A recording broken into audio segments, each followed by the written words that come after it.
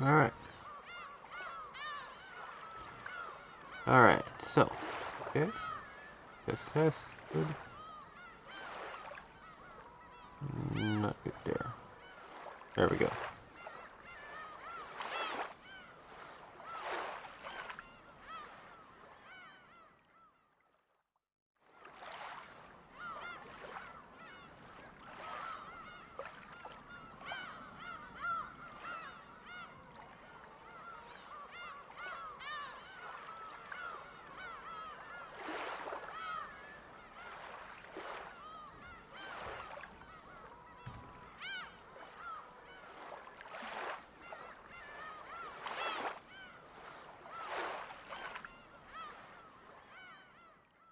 One last little check.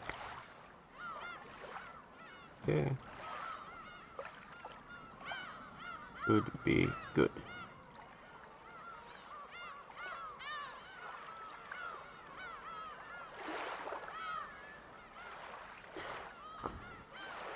If my internet wants to hold up with me.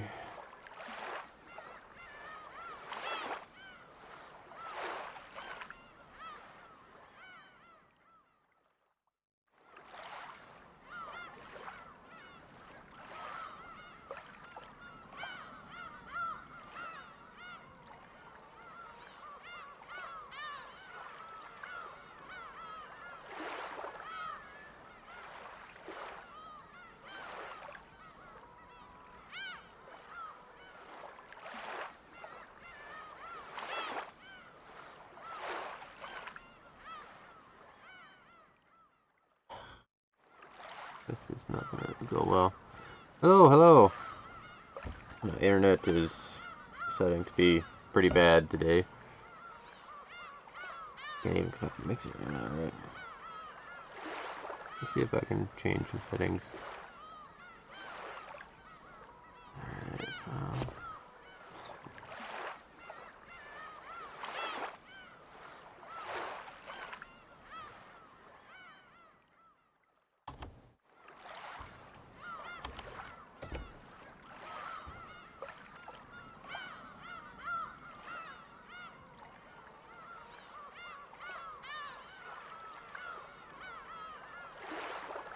nope.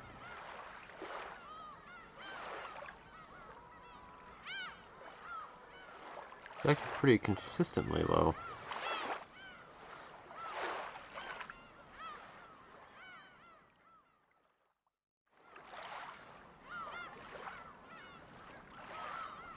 I'm actually gonna...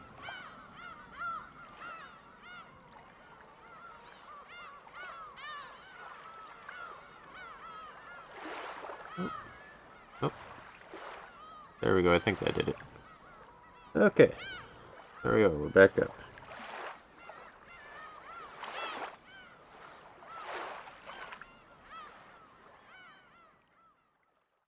For now, at least.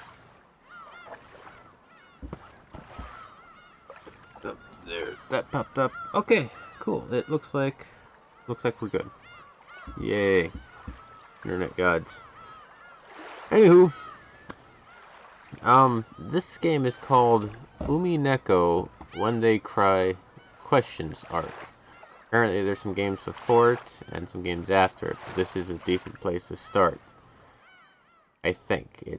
It's hard to tell sometimes with some of these. I actually know very little about this game, other than,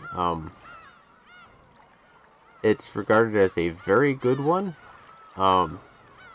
One of the characters is, like, absolute total top of the line bitch. And I think the character has a funny name.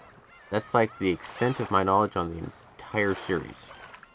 However, it keeps getting referenced a lot, and I kind of got fed up with, okay, what the hell is this game? So this is, I bought it on sale for like 80% off or some ridiculous price a while ago and never had the chance to play it. And so I figured, might as well do that with you guys. And we learn about it as we go. So, without further ado, here we are. Welcome to Rokonjima. Begin a new game. I've started this once before, got like 2 minutes in just to see if it would work. So, it's a little odd. It's an older game, and they redid the graphics or something to a little bit higher standard. Episode 1, Legend of the Golden Witch. Welcome to Rokkenjima. The Golden Witch extends her heartfelt greetings. Please take it easy and relax for the time being. There's no need to think overly hard about any of this. Quietly accept all that is about to happen. That is all that is being asked of you. The difficulty level is standard. You might as well at least try starting. At least start by taking the easy road. Okay.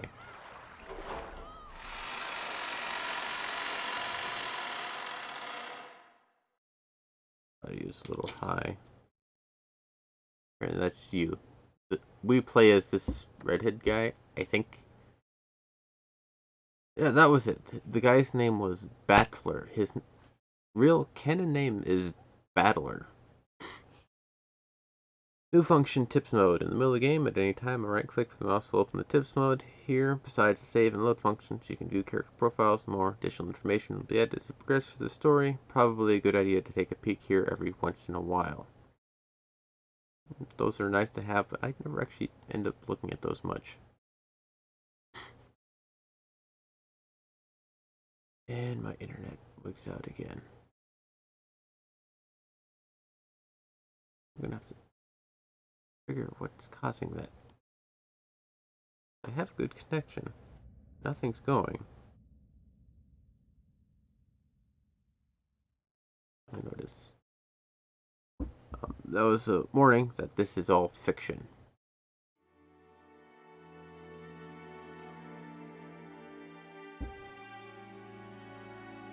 I'm gonna double check something. Be right back. Give me a minute.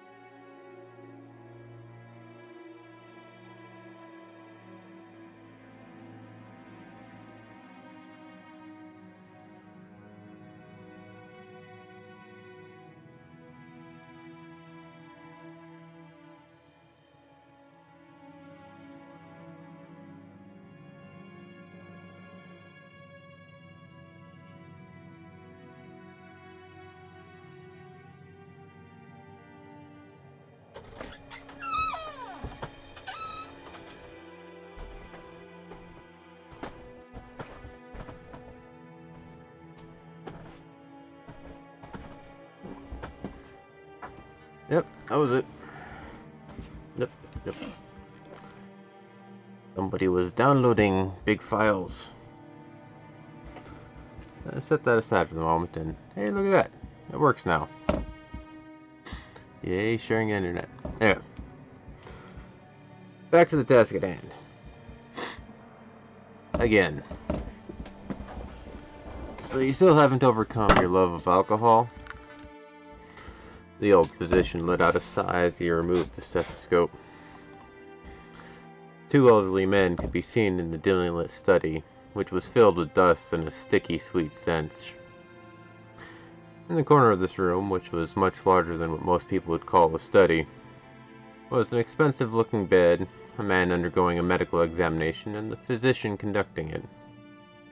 There also appeared to be a servant watching over the whole scene. The bottle is my friend. It is no less of a friend than you, and it has stood by my side even longer than you have. As the man bearing his chest for the stethoscope rearranged his clothes, he spoke unapologetically. Kinzo-san, your body only appears to be well, thanks to the effects of the medicine. However, if you continue to drink such strong spirits, the treatment will become meaningless. Trust my judgment. Refrain from drinking. I thank you, though only for the sentiment, my friend. Genji. Another glass. Water it down slightly. That way Nanjo can save face. Are you quite sure? After eyeing both the master who demanded the alcohol and the family doctor who forbade it, Genji, the old butler, silently gave a slight nod and carried out his master's orders faithfully. The family doctor, Nanjo, let out a deep sigh once again as he watched the butler busy himself alongside the liquor cabinet. There was a smell filling up the room. This sweet, poisonous aroma felt as though it melted the heart, if not the soul itself. It was the smell of that venomous green drink that the man couldn't bear to part with. Nanjo, you are my close friend, and we have known each other for quite a long time. I am deeply grateful for all that you have done to keep me alive this long. I have done nothing. After all, you never listen to my advice as your physician. And you never listen when I warn you about a mistaken chess move you're about to make. It seems only fair, does it not? Master. Thank you. I wouldn't die if I ran out of your medicine, but I would if I ran out of this. Disregarding Nanjo, who had his face set in a resigned expression, Kinzo took the glass that Genji was holding out to him. Very few people would associate that venomous color with an alcoholic beverage. Nanjo, be honest with me. How much time do I have left? Well now, how short must I make it to convince you to set the bottle aside? Nanjo once again let out a sigh of resignation. Then he finally spoke to Kinzo as the latter swirled his glass. You don't have long. What precisely do you mean by that? Let us illustrate it with a chess game here. You have very nearly achieved checkmate, but you have not yet cornered my king. Nanjo's gaze was directed at a side table with a massive chess set placed on top of it. Judging by the positioning of the pieces, the game seemed to be entering its final stage. Black's rook and bishop were cutting deeply into enemy lines. White's king had already been castled and cornered, but even an amateur could see that the match would reach its conclusion before too long. Every time Nanjo came to give a medical examination, both of them would make a few moves. Nanjo was hinting that Kinzo would most likely fall into his eternal sleep before this game could be concluded. These were less the words of a physician than they were the words of an old friend. Were you a normal patient, I would recommend that you write a will at this point. And what is a will, Nanjo? Handwritten instructions to the vultures on how to devour and scatter my corpse? No, not at all. As the word suggests, is it a way for you to record your will for later generations? It is far more than just a means to divide up your inheritance. Huh. And apart from the division of the inheritance, what might I write of? You might write of your regrets, or matters you have left unfinished, things you want to pass down to others, or merely matters you wish to communicate. Anything you want.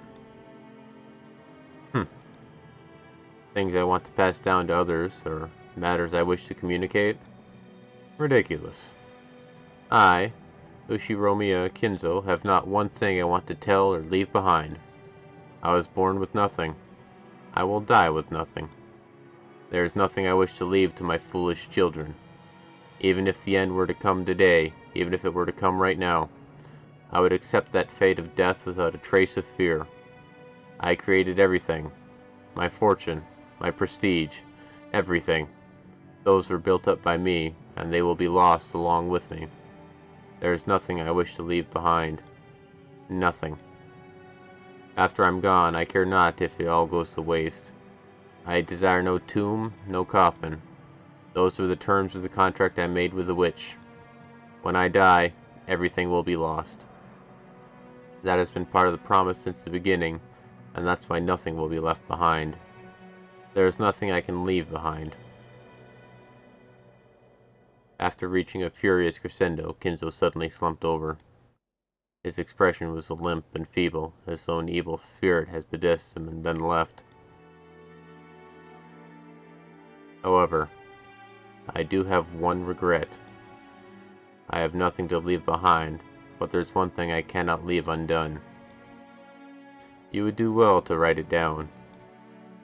Of course, it would be best if you could finish it before your time comes. However, even if the worst happens, those who come after you will carry it to completion. You must leave behind your regrets so that they can be resolved, even if you are unable to do so yourself. That is the purpose of a will. Nanjo tried to gently pat Kinzo's shoulder. The dying man flew into a sudden rage and batted away Nanjo's hand. It's useless, useless, useless. It must be done while I still live. At the moment of my death, my soul will be devoured by the demons of the contract and wiped out of existence. For me, there will be no peace, or another world after death. That's why everything must be completed before I go. That's why a will has no meaning for me. And even if I had a chance to write such a thing, if I did have such a chance, I'd want to see it. I want to see it one more time. I want to see Beatrice's smiling face one last time. Oh, Beatrice, why have you resisted me for so long? I'll return everything you have given me. I am prepared to lose everything. So please, show me your smile just one more time. Beatrice, I beg of you. You must be able to hear my plea. That's the kind of woman you are. I beg of you, show yourself to me. You're here, aren't you? You're standing there, invisible, listening to every word I say. And even now you're mocking me from somewhere in this room, aren't you? Please, appear before me once more and smile. Feel free to scold me, even snatch away my life by your own hands if you so desire. I don't want to die alone like this. I cannot let myself die until I've seen your smile just one more time. Beatrice. Beatrice. I offer up this life of mine. I offer it up to you. I'm begging you. Beatrice!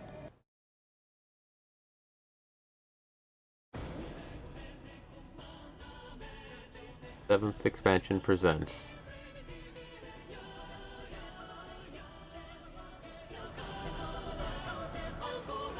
I believe that is Beatrice. That's my understanding of the post.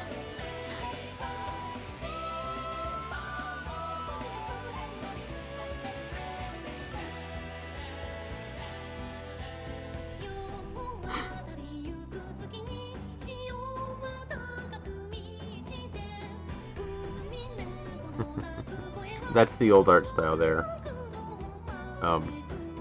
If you'd like, I can swap between them. I'm not sure which one is inherently better.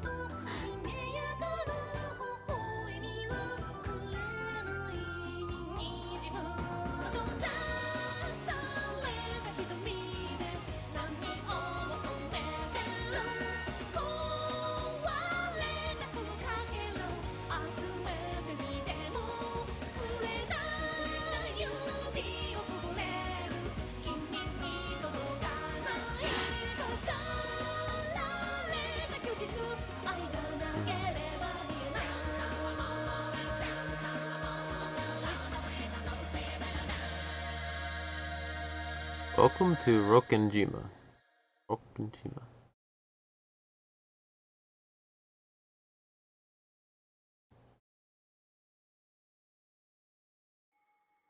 The first day, October 4th, 1986.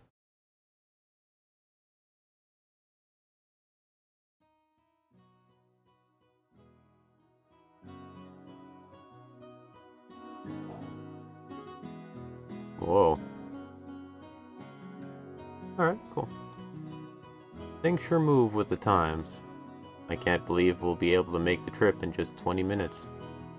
I couldn't help but scratch my head and marvel at how far things have come in recent years. We used to go by boat.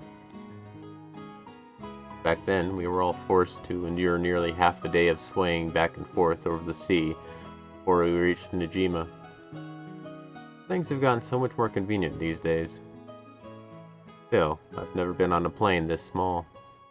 I've flown in a huge jumbo jet before, but this will be my first experience in such a tiny one. It's gonna shake, isn't it? They say smaller boats shake more than big ones, so I guess the same rule probably applies to planes. Just spare me. Don't worry, Battler-kun. It shakes much less than the boat did. Ugh, is that you, George Aniki? This will be weird. Don't scare me like that. You just shaved 3 years off my life. Anyway, what's shaking got to do with anything? You don't think I'm actually scared of the plane shaking or maybe falling out of the sky or something, right? Oh, of course not. My mistake. I see you've changed a lot since we last saw you. After all, it's been 6 years since then. You're not a kid anymore. Sheesh. And here you are, old enough to smoke and drink. I've got no interest in smoking, but I've always wanted to try some booze. Well, if you got your dad's genes, I'll bet you can hold your own when it comes to drinking, right? Well, I usually drink for business rather than pleasure. It's pretty hard to do business in Japan without it. That's exactly right. That's why I never miss a chance to get in some practice. That's no good, Battler-kun. You're still a minor. Don't you know alcohol can stunt the growth of... never mind. Come on, I'm tall enough already. In fact, it'd be easier to find clothes if I shrunk a little. I puffed my chest out proudly. Until I hit my growth spurt, my height was below average in my class. But then, I grew, and before I knew it, I'd passed 180 centimeters. 5'11". Not bad. I guess I have all that muscle training and those shady mail-order performance-enhancing drugs to thank for that. Before then, I never dreamed that I'd shoot 10 centimeters above George Aniki, who reached his peak height early on. Damn, I'll bet my relatives all say, "Look how big you've grown, Battler-chan," or something. It's all so embarrassing. I wish they'd just give me a break. Anyway, my name Battler. Well, it's pretty damn weird, don't you think? I've got to wonder what my parents were thinking when they named me that. I've never met anyone who could read it right the first time. You're sick. I should get called Sento-kun. Sorry, but that's not even close. My name is written like that. Can't read it. Can you read it? The first part is my family name, Ushiromiya. That's a fairly plausible Japanese pronunciation so far. The problem is my given name. It is made up of the characters for fight and person, and it's pronounced Battler. Put it all together and you've got Ushiromiya Battler. Pretty crazy, right? It's crazy enough that my parents decided to call me that, but it's even more crazy that some government worker let them make it official. Both groups are at the top of my must-kill list. Anyway, this is one of my cousins. His name is Tada, pronounced Ushiromiya George. He's 5 years older than me, so he must be turning 23 this year. Since the Ushiromiya cousins consist of 2 boys and 2 girls, I ended up playing with George all the time. And because I've always thought of him as a big brother, I still call him Aniki today. Woo! Battler-kun, look how big you've gotten. You know what they say, leave a boy for 3 days and you'll hardly recognize him. It must be in his blood. Rudolph wasn't that tall either until his high school years. Perhaps people end up taller if their growth spurts come late. Nah, it's nothing special. A real man needs to be tough on the inside too. Exactly. Battler-kun here knows how it works. Real men win or lose based on what they've got on the inside. Can't ever forget to keep up your training and discipline. You gotta do that. Wait very alertly for the perfect moment, and strike. Now, I never even imagined that I'd become the company president I am today, master of my own domain. Yep, to think I've come this far after starting out penniless and ruined. This stout, plump old guy is George Aniki's dad, Uncle Hideyoshi. He's the husband of Dad's older sister. In other words, we're not blood related. He's nice to children, sociable all the time, and even quick to give out some spending money to us kids. Simply put, he's an awesome uncle. He speaks in an odd and very noticeable Kansai dialect, but he's actually a natural-born Kanto man. Apparently, impressions are everything in the business world. So speaking a different style than other people is an act that makes him stick out more. However, I hear he gets embarrassed when talking with an earshot of a real Kansai person, so he switches back to standard Japanese. I don't really get it, but he's definitely an interesting person. If only you weren't so quick to brag about your life story. That's enough for now, I think. I'm sure Battler's getting tired of it. Aren't you? Nope, not at all. Nothing wrong with that. I think it's pretty cool for a man to have some stories he can brag about. I don't have anything like that at all. Oh, really? I'd imagine a man with your looks would leave girls crying left and right. I can't believe you have nothing at all to brag about. What? You're joking, right? Of course nothing weird like that's ever happened to me. Heck, I wish it would. Come on, you aren't fooling anyone. You must tell your aunt all about it later. After all, nothing of the sort ever happens to George. This is George Aniki's mother, Aunt Eva. She's my dad's older sister. She and Uncle Hideyoshi are a pair of jokers, and they've always teased me back as far as I can remember. This sometimes made them a bit hard to get along with when I was small. Well, I guess the events of the last 30 seconds prove that they can still be hard to get along with. Even so, George Aniki's family is interesting and fun, and they seem to get along just fine.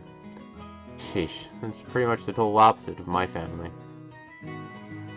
Battler-kun, have you seen Rudolph-san? Huh? He headed off to the bathroom a while ago. Is he not back yet? Maybe the poor geezer dropped dead. No. That's no way to talk about your own father. Still, this isn't the first time he's taken so long in the bathroom. Yeah, the guy's always been that way. Does he really have to take a magazine with him every time he needs to take a dump? And what on earth is he doing in there with those particular magazines? Oh, you don't need to worry about that at all. Since we've been together, I haven't let him do that on his own.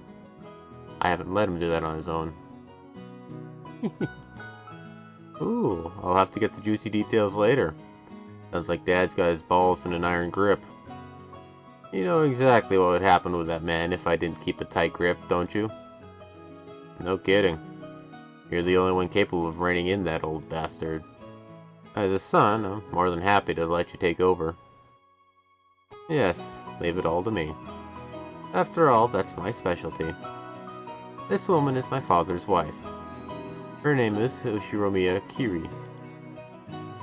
As you can probably tell from our conversation, she's not my real mother. She's basically my stepmother. My real mom died 6 years ago, and Kiri-san is the woman Dad married afterwards. It's understandable for someone my age. I could never bring myself to call this new wife Mom. I doubt she feels like using the word son on this massive kid who's no relation to her at all. We aren't little kids. We know there's nothing to be gained by fighting, so we decided that we wouldn't force ourselves to pretend that we were family. I've decided to act a bit more frank with her, acting as though she's a friendly neighbor instead. It's much easier if we just keep a little distance instead of forcing ourselves to act all close and making each other uncomfortable. Kiri-san has always been very open about all this, and thanks to that we've been able to get along pretty well. Then, just when we were bad-mouthing Dad about being in the bathroom, the man himself came back wiping his hands with a handkerchief. Battler. Hey, what's up, Dad? Oh, don't pitch my ear, yeah! So you've been talking trash about me with Mom again, haven't you? What makes it so hard to show a little respect for your father, huh? Oh, damn it, that hurts. You can stretch my ear all you want, but I'm not going to be able to fly. That hurts. Come on now. Up, up, down, down, left, right. I'll say, Father, please forgive me for being so rude. Like hell I will. Go find yourself some members-only store if you want it that much. Yeah, let go. This old bastard is my dad. I think I'm pretty tall myself, but Dad's just about as tall as I am. It's no surprise Aunt Eva started talking about Dad's blood when she saw my height. By the way, my height isn't the only thing I got from him. It seems having weird names runs in the family. Dad's full name is written like that. You can't read it, can you? Come on, it's just that. Anyway, this guy's name is pronounced Rudolph. He must hate Grandfather for giving him that name. Still, that's no reason to pass that weird naming tradition on to me. Oh, you gotta be kidding me. Are we back? Ish. As the old bastard twisted my ear all over the place, Aunt Eva snuck up behind him and grabbed his ear. Hey, Rudolph. You should know better than to physically abuse your son. Yeah, that hurts, Anarchy. This scene perfectly illustrates the relationship between the prankster younger brother and the older sister who could deal out punishment to him despite his size. I think that's good enough for now, Eva-ne-san. I'll make sure to stretch out his other ear later on. Oh, my apologies. I must leave some pulling for you to do, Kiri-san. Rudolph, make sure Kiri-san gives you lots and lots of punishment later on, okay? You're one to talk, Anarchy, abusing your little brother like that. Hideyoshi-san, I'd like to thank you very much for picking her up. If you hadn't been so generous, she'd still be unsold in the store. You have my gratitude and apologies. What? Who are you calling unsold? After taking 2 to 3 steps back, Aunt Eva unleashed one of her beautiful high-reserve roundhouse kicks, which stopped just a centimeter away from the tip of Dad's nose. After starting out with Tai Chi Chuan for her figure, Aunt Eva then developed an interest in the Chinese martial arts.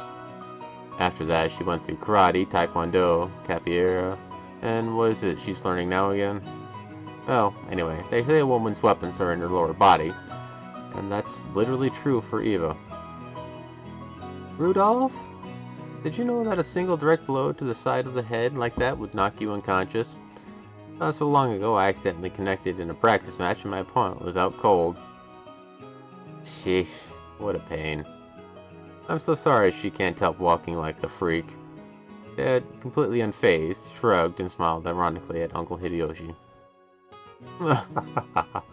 Never had a brother or sister myself. So, when I see you two bickering with each other, it makes me feel all warm and fuzzy inside. It sure is nice to have a big family. Oh, then why not consider making a little brother for George-kun? He's already a fine adult who's about to go off on his own, so it might be a good time to have another child. Hey, I have a little sympathy for the new kid, and all the pain and suffering he'd have to live through. I'm surprised even George-kun turned out as well as he did after being born from this sinister sister of mine. And what an awesome kid he is. Please share some of that with our blockhead of a son someday, will you? That's not at all how it happened. It's thanks to Eva-ne-san's proper rearing that George-kun became the kind, gentle kid he is now. Isn't that right, Ne-san? Oh, come now. You think so? Our George still has a long way to go. Oh, by the way, how's your little Anga-chan doing? I heard she was vomiting? Oh, that's right. I was hoping to finally see her face after such a long time. Is she okay? She often catches a cold when the seasons change. She's very frail. I did want to bring her along, but we decided to have my family look after her this time. I think that's a wise move. She'll heal a lot better if she stays away from that venomous head family household. A child's health is always more important than an adult's convenience, don't you think? I know some great medicine for vomiting colds like that. When we get back home, I'll send some to you right away, so please, let her try some. Thank you very much, Hideyoshi's Nisan. I'm always in your debt. And once the conversation suddenly veered off in that direction, we kids didn't have any chance of butting in. For now, I'm just happy Aunt Eva gave Dad his just dessert for tugging on my ear. Are we still waiting for the weather report? George Enike pointed at the counter. The checking weather sign was still stuck next to the departure times of the flight we were scheduled to board. According to Enike, smaller planes are more subject to winds and other effects of the weather. And it's not at all uncommon for flights to be delayed because of that. Wait a sec. We are totally sure it's not going to shake, right? From down here on the ground, it just looks cloudy, not windy. Well, I guess it's different up where the planes fly. The weather's a bit uncertain today. Aunt Eva looked at the TV in the lounge. The weather forecast was being broadcasted, informing us that a typhoon was approaching the Kanto region. A typhoon again? Guess there's no helping it with the annual family conference being held in October. Couldn't he have chosen a better season? I agree. I've always hoped we could have it sometime around the Obon Festival in mid-August. In that case, why don't you suggest that to Father and Nissan during a conference? Very funny. Why don't you do it yourself? My brother would never listen to anything I suggested. No way. It doesn't really bother me that much to have it in October. I was just saying you might want to propose it since you said you hate typhoons so much. I only said that typhoons always come around this time of year. You're the one who said you wanted to move it to the Obon Festival, right? Well, you said it too last year. Didn't you say that it would be easier to fit your schedule if we had it during the Obon Festival? I never said anything like that. Oh, yes you did. I certainly wouldn't forget something like that. No, I didn't. You're the one saying that all the time. Didn't you know? Stopping a kick just a hair's breadth away from impact is a very high-level technique. Sheesh, women your age shouldn't spread their legs like that. Dad and Aunt Eva's arguments look no different from a couple of brats quarreling. Even though they usually behave like normal parents, they turn right back into kids again when they meet their siblings at these family conferences. You're the one who looks like a real adult analyzing it all calmly. I hope I never turn out like that old bastard. I'd much rather end up as an intellectual adult like you, Aniki. Like me? Oh, I still have a long way to go. I still have very little experience out there in the real world, and I need to work on becoming more confident and sociable. I think you've far surpassed me on all of those accounts, Battler-kun. I'm sure you'll outstrip me fast enough when you become an adult. George Enike scratched his head and laughed, as though trying to hide his embarrassment. Of course, he was just being humble. Aniki entered a university and became an apprentice at Uncle Hideyoshi's company at the same time, studying both academics and how to become a business emperor in parallel. Then, right after graduating, he got into Uncle Hideyoshi's company as his father's aide, piling up a lot of real-life experience as he devoted himself zealously to his work. His great dream is to one day stand on his own and build up his own kingdom. Aniki is a real paragon of a man, sparing no effort as he strives towards his goal. It's no exaggeration to say that I really respect him. And then there's me. I'm nothing at all like Aniki. I'm living my happy-go-lucky, idle high school life to the max. I've got no dreams for the future. I'd like to just sit back, stay cool, and let the money flow in. But of course that could never happen. When Aniki was my age, he had already formed an impressive objective and had started devoting himself towards studying for that goal. So I guess I can't compare at all. My dad just says, "Sure, you can study at my company, if you like cleaning toilets." Damn it, I'm not gonna be in the debt of that old bastard. I'll find my way myself. If only willpower was all it took to become an adult. Should I go on one of those self-searching journeys that are all the rage these days? Well, it's not like I could mooch off my parents for that kind of money. Alright then, Uncle Hideyoshi shouted out loudly. He's a really nice person on the whole, but he does have a problem controlling the volume of his voice. When I looked over, I saw that he was greeting Aunt Rosa, who had come late. Oh-ho! If it isn't Rosa-san. Maria-chan, long time no see. Long time no see. Ooh. Maria, shouldn't that be "it's good to see you again"? Greet your uncle properly. It's good to see you again. There you go. Well said. How about some candy as a reward? Oh? Huh? Where'd I put it? Rosa-san, it's good to see you again. It's good to see you too, Maria-chan. It's been too long, Kirine-san, Hideyoshi-ni-san. And, oh my, Battler-kun? Look how big you've gotten. Ah, come on. It's embarrassing hearing that from every person I meet. Hey, Rosa, you're late. If the plane was on time, you'd barely have made it. I'm sorry. We had some trouble making our train connection. So, are we waiting on the weather again? Oh, don't complain. I much prefer the 30-minute plane trip to spending 6 hours bouncing about on a boat. Even if we're kept waiting here for an hour, it's still much faster overall. Maria-chan's gotten huge too. Oh, how tall are you now? So, how tall am I now? Maria-chan parroted Uncle Hideyoshi's question, looking up at her mother. I guess she doesn't remember her own height. She's probably right in the middle of a growth spurt, so her height must change every month. Give it a few more years, and she'll suddenly start looking feminine. Just how tall were you the last time you got measured? You keep getting bigger and bigger, don't you? Right? Oh. I think she's grown a lot since last year. Let's see. She turned 9 years old this year, didn't she? 9 years old. Ooh. That's right, you're 9 years old now.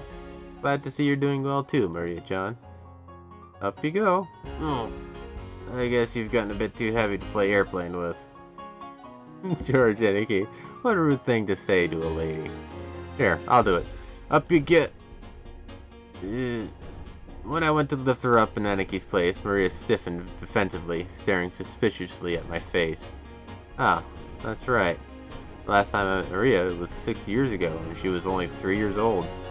Of course she doesn't remember my face. Maria-chan, don't you remember? It's Battler-kun. You used to play together, remember? No surprise, I guess. The last time she met Battler, she was only 3. You don't keep memories at that age. You must know everyone's face apart from mine, because she meets them every year. But I haven't had contact with you and your family for about 6 years now. I'm gonna turn that down a smidge. So it's no surprise that this 9-year-old girl doesn't have any memories of me. Even I can only just barely remember her being a 3-year-old crybaby. Maria. This is Battler Oni-chan, Undolf Nisan's son. Understand? Oh, that's... I didn't nobody tell me that. It's, cut off there. My bad. And the brother's son is... The brother is the son... Huh? That sound was probably her brain going into overload at the complicated explanation. I guess the phrasing of that was a bit confusing.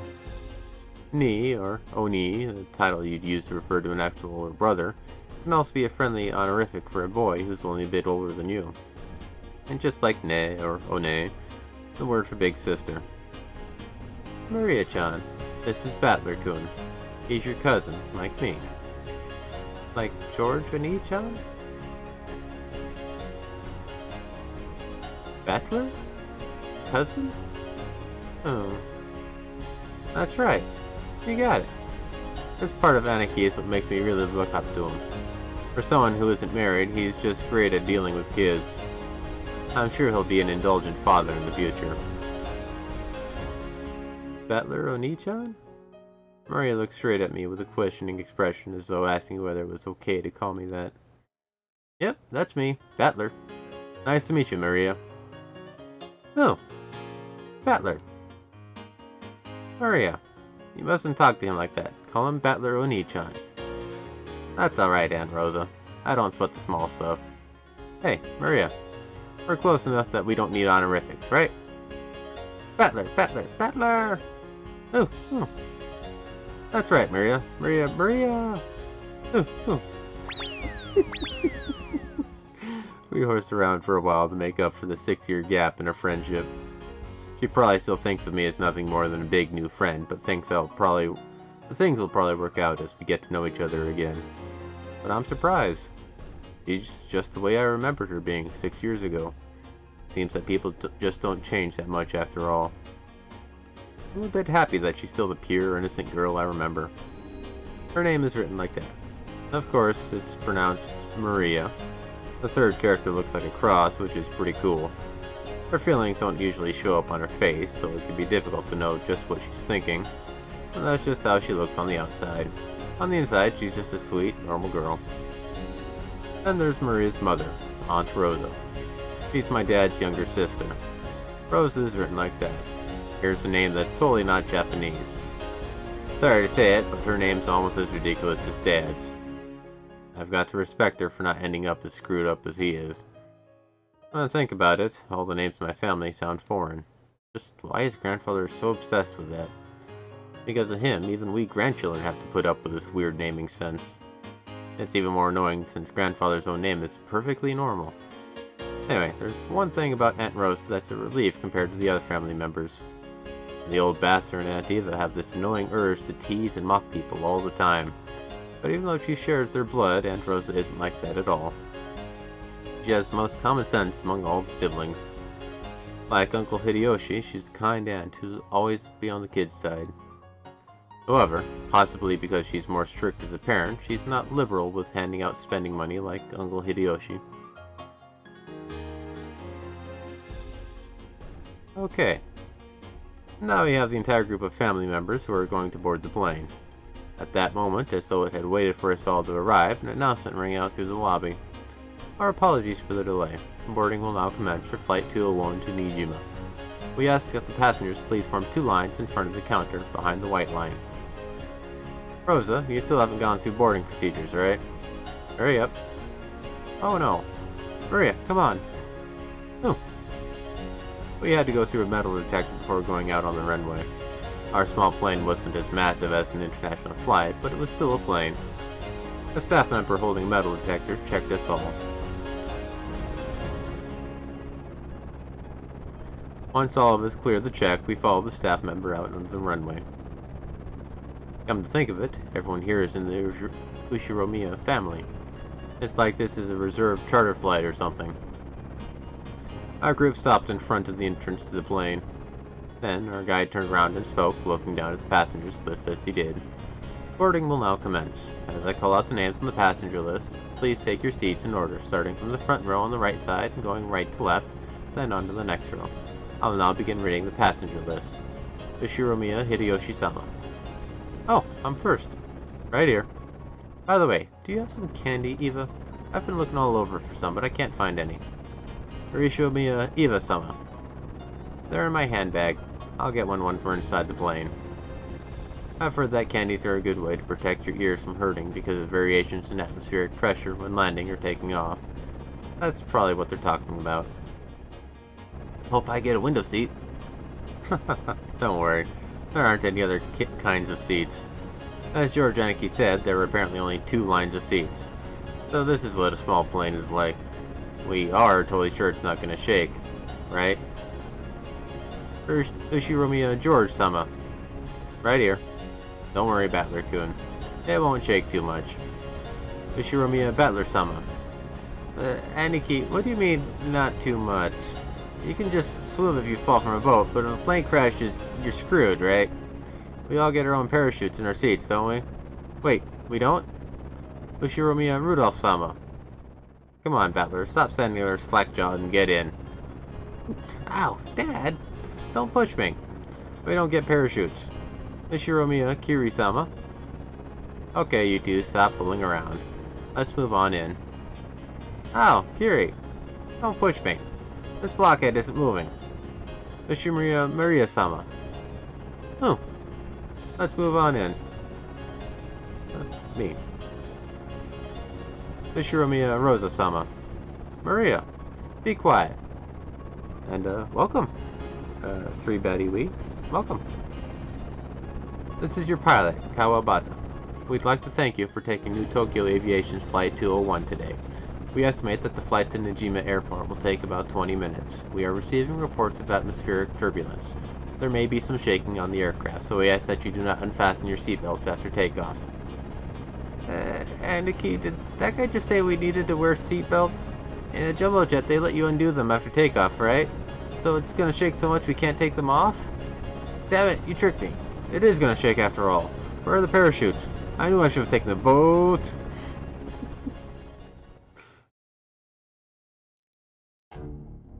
Legend of the Golden Witch.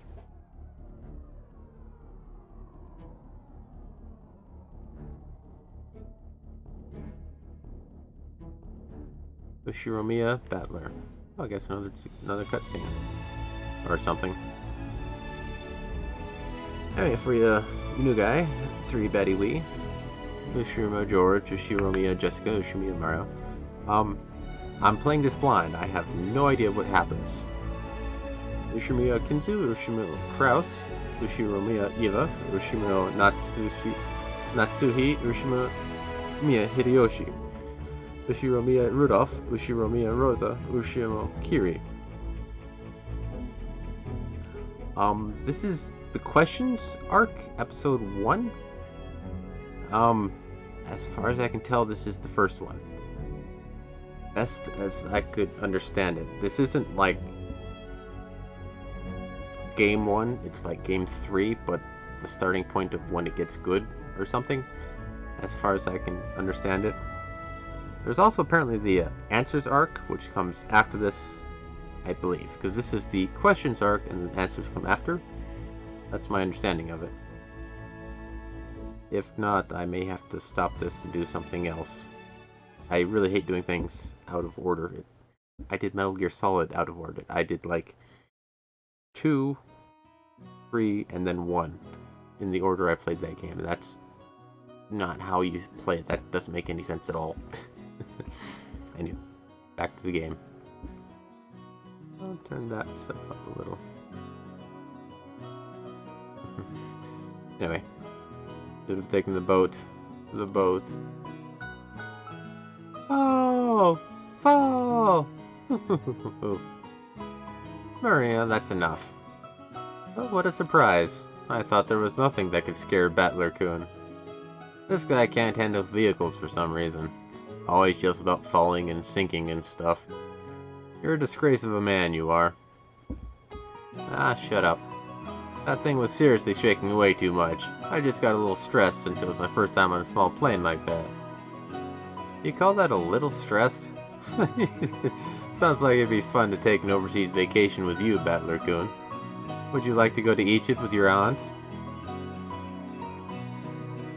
Ah, see? He agrees it's a good story.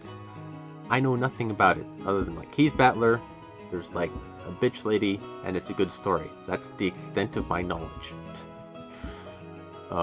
You'd get to ride a plane for a full 14 hours. There's a good plan. Battler-kun, you should go let Eva Nason toughen you up some. Still, it's so hilarious. No. Everyone's got their own strong and weak points. It's bad to laugh at them. Dad, you're laughing too. Hey, Maria-chan, you shouldn't laugh anymore. Shouldn't laugh anymore? Oh. Yeah, damn it. Is being scared of planes really such a big deal? Everyone obviously thinks I'm a big oaf now.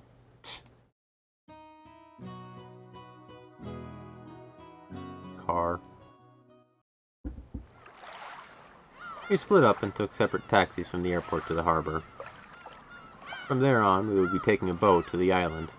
The islands are right next to each other, so the distance of the trip wasn't that great. By boat, it was a leisurely 30 minutes to the island. When we reached the pier where the boat to the island was anchored, we saw a figure waving at us. George Nissan! It's been so frickin' long! Ah, Jessica-chan, it's been a year since I saw you. You've gotten taller again, haven't you? Don't give me that. It's embarrassing when you say it every year. Hey, Aniki, you've got to be kidding me. Is that really Jessica? Wait a sec. George, is this big guy Battler? We both stared at each other. She definitely didn't look like that in my memories, but I do remember her crazy way of talking. Yo, Jessica, what's this now? You're kidding me. You look like a woman now. What are those? What are these boobs? Even you managed to get a chest. Let me rub them, let me. Don't screw around with me. I'm a blushing flower of 18. Of course my hair grew longer and I got these. What, do you think I got boobs just to get fondled by you, loser? And speaking of you, sure, you got all ridiculously huge, but did you get a bit stronger too? Don't screw with me. I'll show you how much training I've done since back then. You're pissing me off. I'll beat you at your own game. This hedgehog girl's name is that. And she was born under the same unlucky star as me, sharing the same kind of weird name. Anyway, it's pronounced Jessica. She's Dad's older brother's daughter. That older brother happens to be the oldest son of the Ushiromiya family, so for now it means Jessica is the direct family heir. Since Jessica and I are the same age and sometimes have little boy-girl squabbles with each other, we've always been used to fighting and joking around, together whenever the relatives gather. Jessica grew more quickly, so she always had me beat in terms of size and physical strength. When we scuffled in a contest of strength, it usually went Jessica's way. So even though I realized I'd grown bigger, part of my mind was still convinced that I couldn't beat Jessica. Oh, what are you getting all serious for? Ow, ow, ow, ow, ow. Hey, this is nothing. Jessica, you've gotten weak. Shut up. I'm a girl. So of course I couldn't beat a guy with physical strength forever, right? Well, you've got a point there. The meat I put on my arms all went to your chest. Looks like it'd be a pretty even test of strength between my arms and your boobs, don't you think? I told you, my boobs aren't for you to feel up. Besides, how about you? Did your cute little elephant sign get a bit bigger to go with the rest of you? Stop it, idiot! No, you perv. I'll be ruined for marriage, so don't touch my crotch. Don't say stuff people are gonna misinterpret.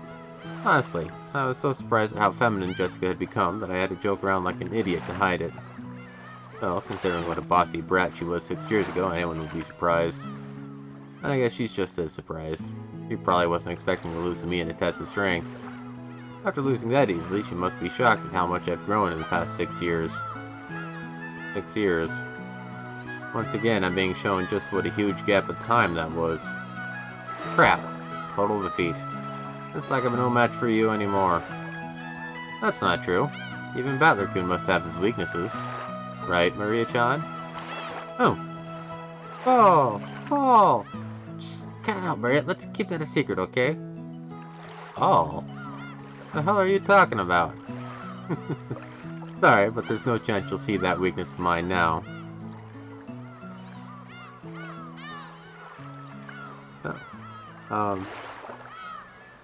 That's mod to be.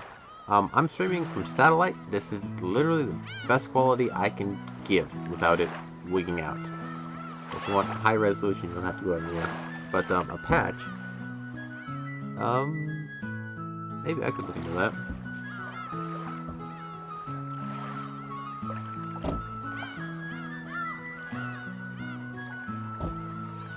We got a link or something.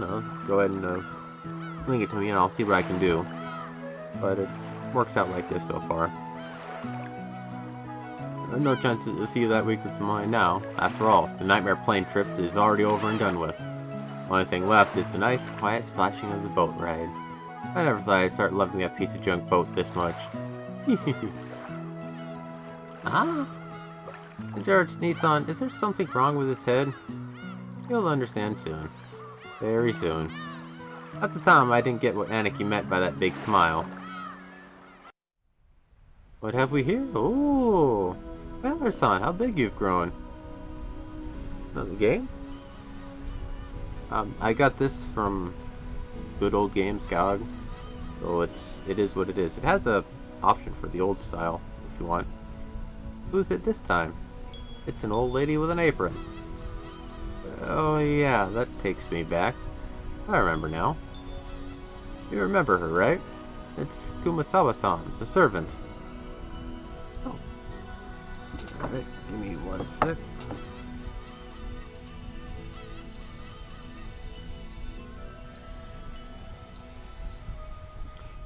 I could never forget you, Kumasawa-chan.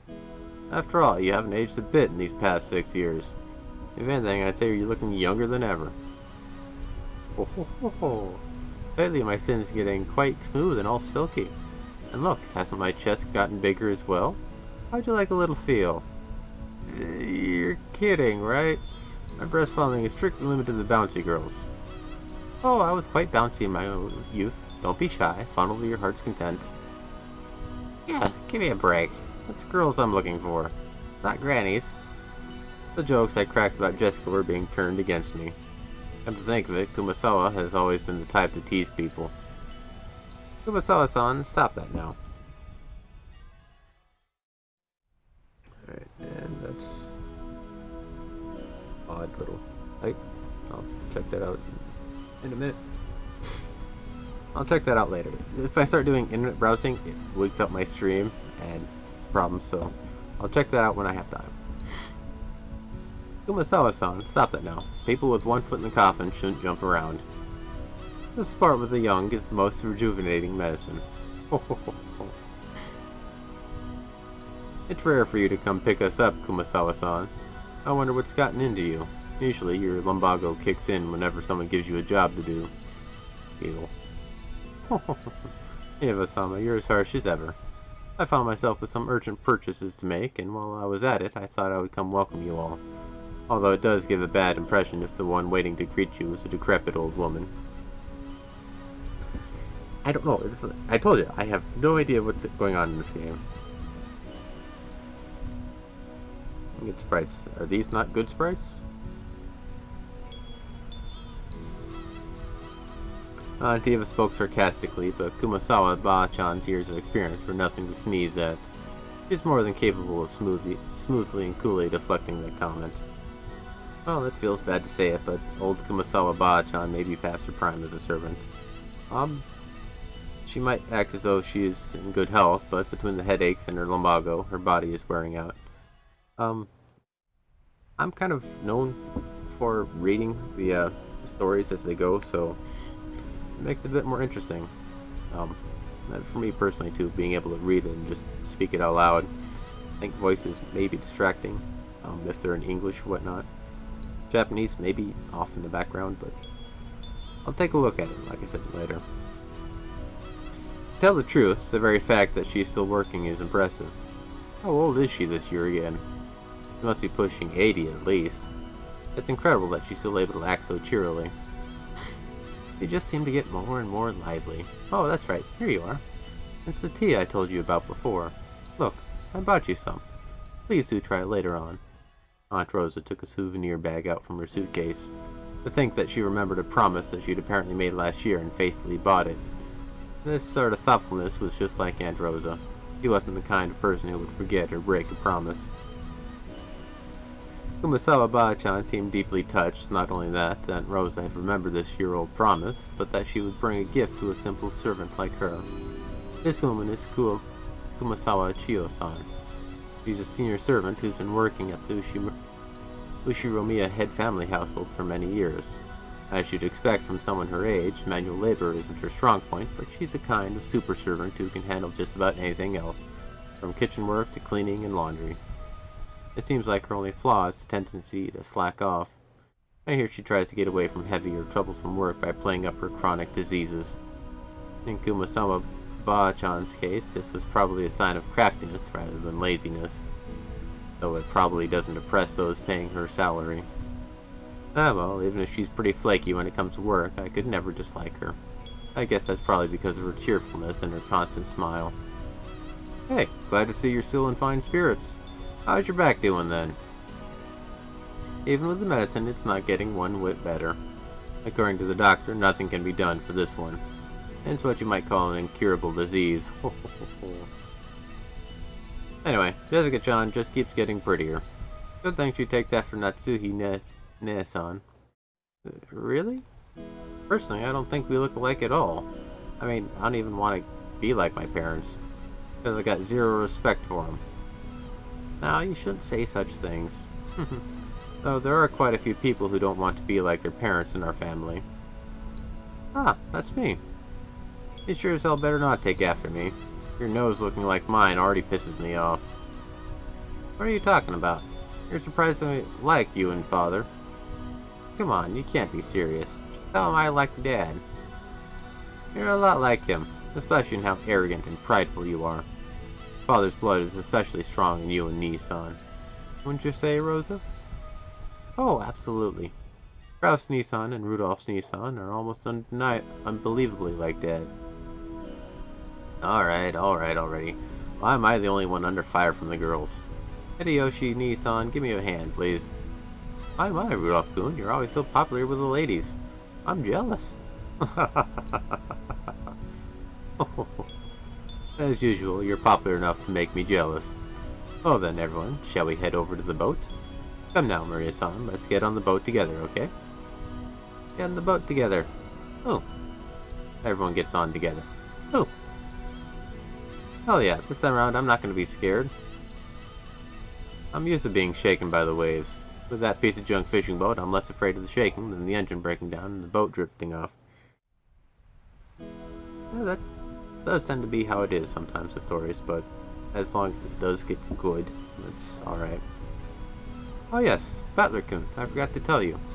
That fishing boat was completely worn out, so it was taken out of commission a few years back. Now we get taken to the island in a different boat. Oh, right. It's Battler's first time in the new boat.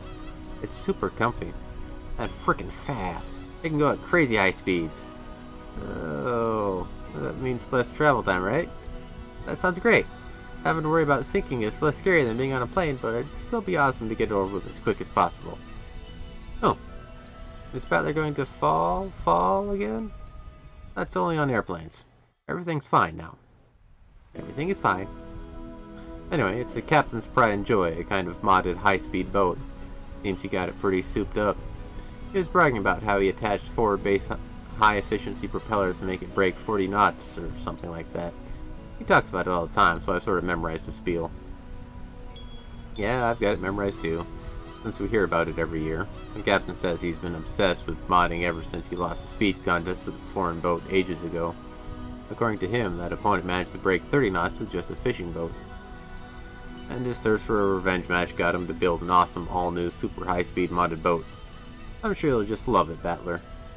Super high-speed modded boat? My first thought was that this would be much better than some beat-up boat that might sink at any moment. But for some reason I got this feeling of foreboding. Probably just overthinking it. Yep. Overthinking it. Totally. Yep. Everything's fine.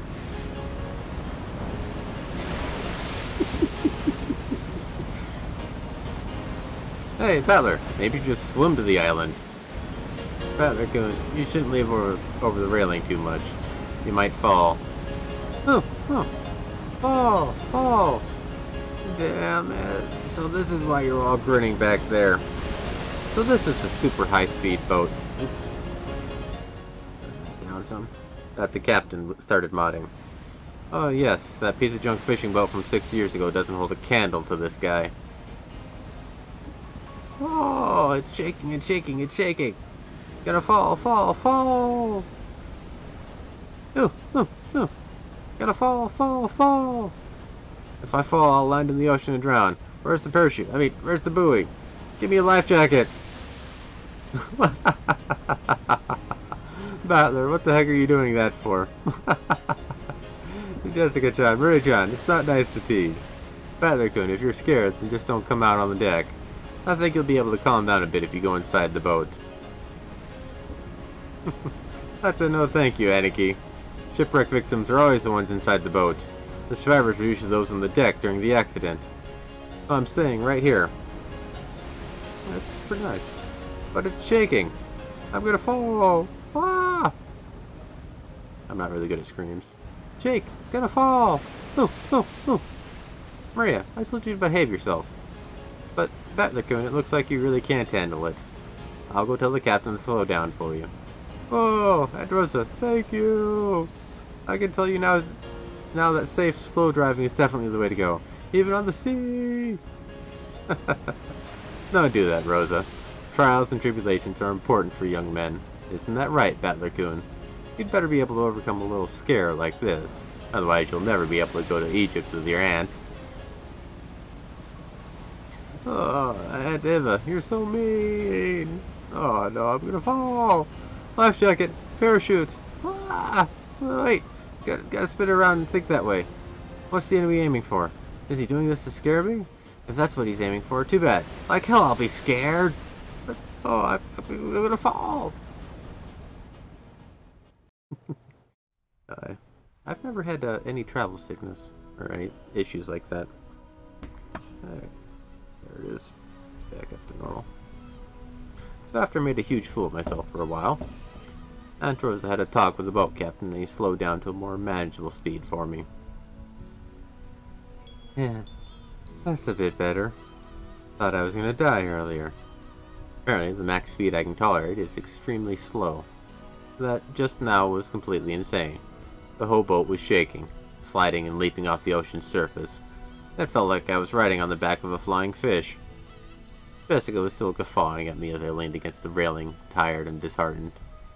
I lost it in that strength contest earlier, but I'm glad to know I'm no worse off where it really counts. But seriously. Damn it. Go ahead and laugh. One of these days I'm going to find your weakness and get back at you, and then your boobs will be mine to squish. Yeah, sure, good luck with that. Oh, Battler, all weak. Yeah, Battler, all weak. I want to die on land, not in the ocean or the sky. Maria was patting my back, so I patted her head in return. Her expression was blank, as usual, but I realized that she wanted to console me. Battler-kun, the captain's throwing in drinks to make up for this. Would you like one to calm yourself down? George, Eniki, and Kumasawa Ba-chan brought us all ice-cold cans of soft drinks covered with beads of water. Judging from Kuwasawa-san's big grin, our parents inside the boat were probably all rolling around laughing at my moment of pure terror. Damn it, I'm so embarrassed that I can't bear to face any of them. If I didn't change the subject somehow, I had the feeling I'd be the butt of everyone's joke for the whole trip. So I tried to think of something harmless to talk about. Hey, Jessica. How are Uncle Kraus and Natsuhi doing? My old man and Mom? Unfortunately, they're fine. Though every other word out of their mouths is study, study, which pisses me off. I'm so jealous since it doesn't look like Uncle Hideyoshi or Uncle Rudolph would say stuff like that. Oh no. Before I had my exams, my parents kept pressing me about it over and over. I thought it was annoying then, but now I'm grateful. I knew it. You really are awesome, Aniki. Anyway, I have to look after myself.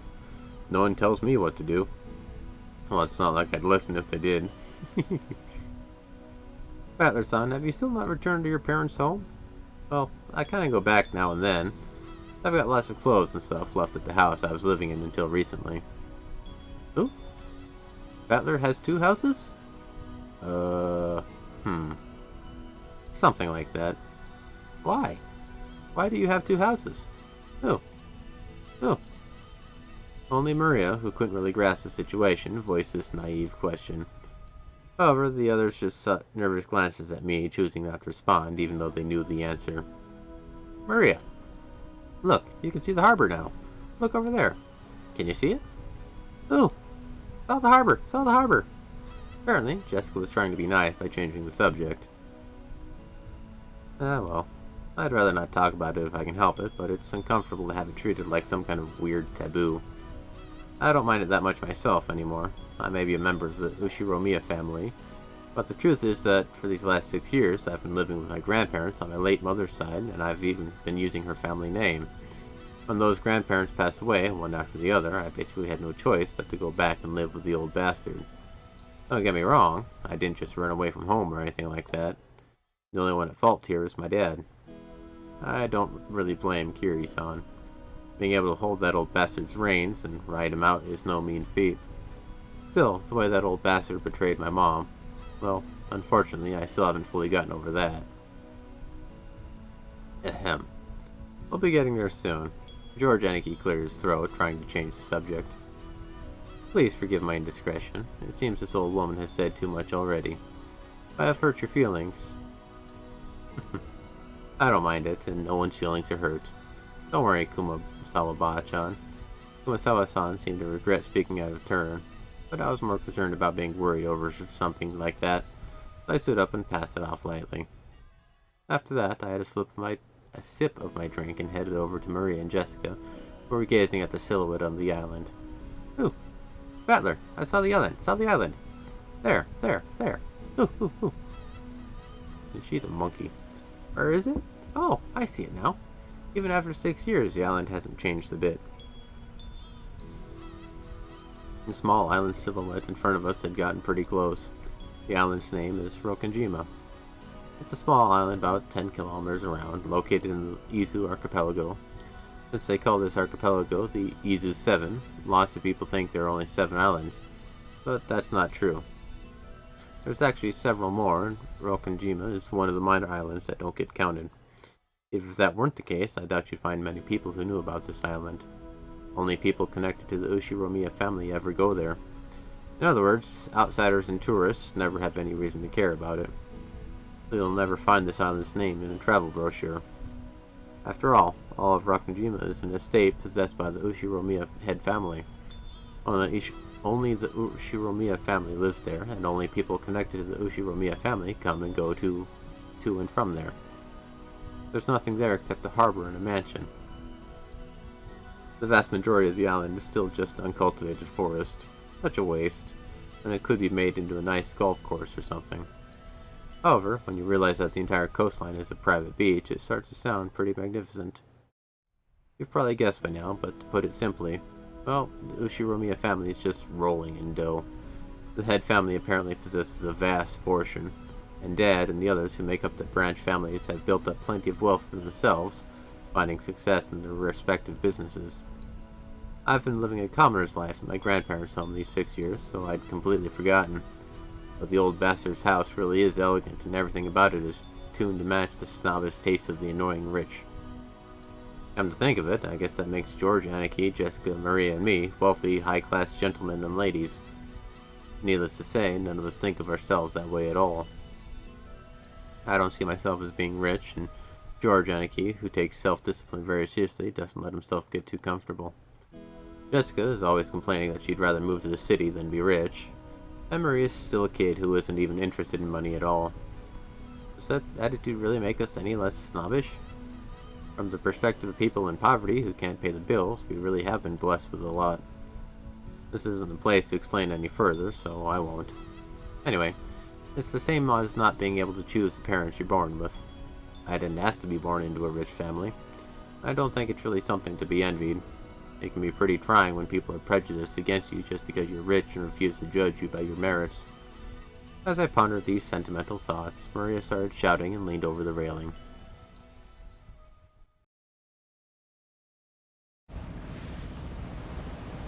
Oh, gone. What's wrong, Maria? Did you drop something? Oh, gone. Oh.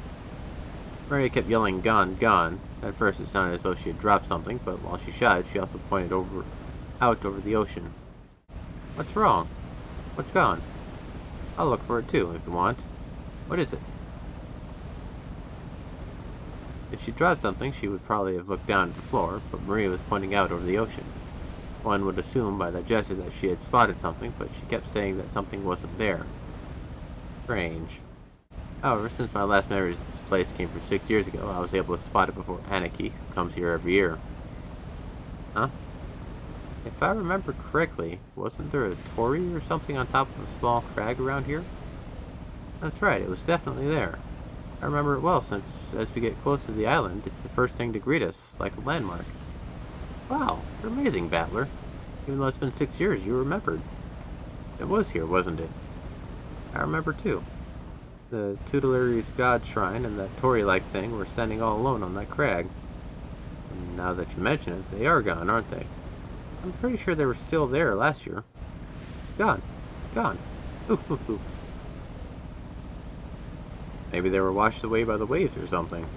It was a small crag, so it probably got worn away over time. Oh, that's my theory too. It was last summer that it disappeared. But they say an enormous lightning bolt came crashing down one evening and smashed the shrine.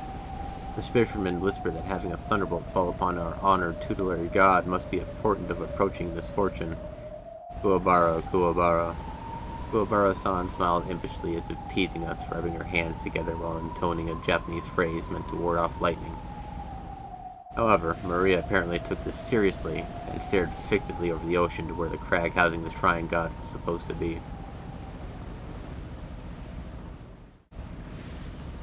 A portent of misfortune. Ooh.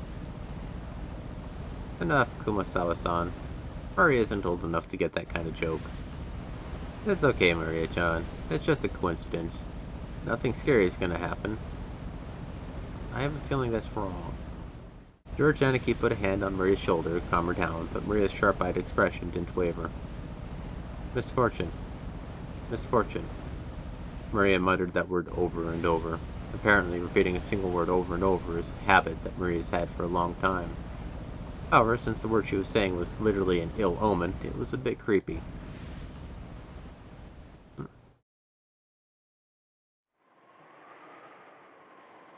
Right. Hey now, Maria. If you say it over and over like that, misfortune will really end up happening, you know? I tapped Maria's other shoulder. Maria whipped her head around, stared in my face, and spoke unblinkingly. Oh. Misfortune is coming. Huh? And just where is it coming from? I answered lightheartedly, trying to break the tension in the air. That's a YouTube video, that's a video link, and that'll really bog me down. I'll check it out later. But, here the OP is supposed to be at the beginning of the game. We did have an opening. Old style with the little chibi ones that I'm going through. Kind of like an intro movie. That might be what you're talking about. I can't quite tell, so I'll check it out later. At that moment, Maria held up a finger, raised her arm high, and pointed up to the heavens. When I looked up, I saw that the sky was still just as cloudy, but it had grown a great deal more leaden than it had been that morning. That's right, they were saying that a typhoon was approaching.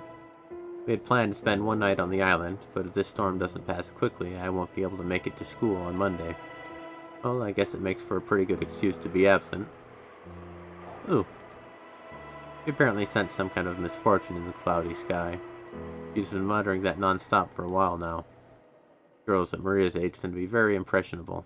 She's just about the age that many girls start to get excited about sixth senses and whether they have any psychic potential and stuff. For all we know, this might be due to her child's sensitive nature. It's okay, Maria-chan. The weather might get worse tonight, but tomorrow it'll clear up and become a pretty blue sky. Ooh. Pretty blue sky. Ooh. That's right. By tomorrow it'll be a pretty blue sky. There's no rain that doesn't end, and no clouds that never clear. Ooh. Rain that doesn't end. Clouds that never clear. Ooh. I know the typhoon's coming, but soon it'll go away. It'll be okay, Maria. Ooh. Ooh. Ooh. Ooh. Ooh. Ooh. Ooh.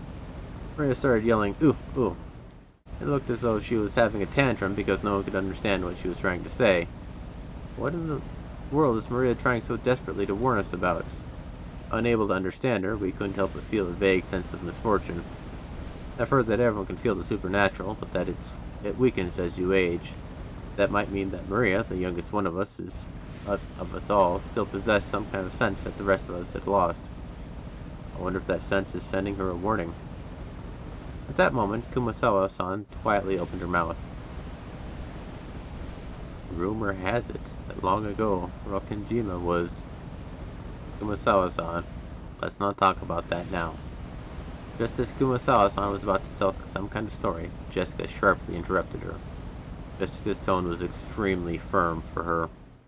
I wanted to push her further, just out of simple curiosity, but judging by the look on Jessica's face, whatever Kumasawa-chan was likely to say would probably make Maria even more uneasy. If I did try to press her for the story, the odds were pretty good that it wouldn't be anything bright and cheery. Ho ho ho. I do apologize about that. The wind here is hard to bear for the elderly, so if you would excuse me for now. Gossipers have no reason to hang around after they've been told to stop chatting. When Kumasawa-san finally realized that she'd overstepped her bounds, she went back inside the boat.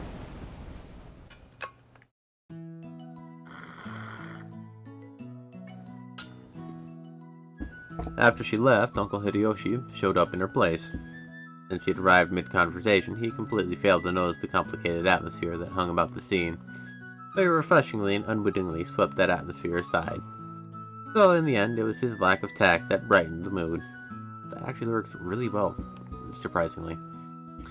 Looks like we're almost there. Okay, just a bit more. Took forever at the speed we went today, didn't it? Wonder whose fault that was. Ah, Uncle Hideyoshi, give me a break already. Come on, don't stop there. Seriously, thanks to Battler here, it's taken forever. Oh. Maria probably caught that everyone was refusing to listen to her. She hung her head, wearing a fretful expression. As she did, George Eniki crouched down to meet her eyes and spoke to her kindly. Maria-chan, there's nothing to be afraid of, because we're all together. There's nothing to be afraid of if we're together. Go ahead and say it. Oh. Nothing to be afraid of if we're together. Yes. There's nothing to be afraid of if we're with each other. Oh. That's right. Exactly what George Eniki said. If we stick together, there'll never be anything at all to be afraid of. Right, Jessica? Yeah, no doubt about that. What George Nissan says is always true, Maria. These are putting up red flags for me. I'm betting. Oh. George and Ichan always true. Yes, I don't lie. So trust me. There's nothing to be afraid of if we're all together. Oh. George and Ichan doesn't lie. I trust you. There's nothing to be afraid of if we're all together. Oh. Not afraid. Maria jumped into George Aniki's arms and hugged him tightly. After Aniki patted her head, she jumped away again. Her facial expression had undergone a 180-degree change, turning back to normal. She was once again the ordinary Maria. Oh, there's nothing to be afraid of anymore, because we're together. Oh. Yeah, that's it. You look all better now. You're strong, and that's awesome. Oh, I'm awesome. Hey now, what's going on here? Maria-chan didn't get seasick, did she? Well, something like that. We'll be arriving soon. The harbor was already drawing near.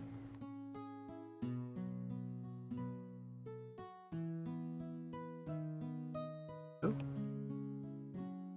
I guess that's episode 1? Chapter 1? Something? Clock? 10:30? That guy's suit? Oh, cool. Battler or the old guy?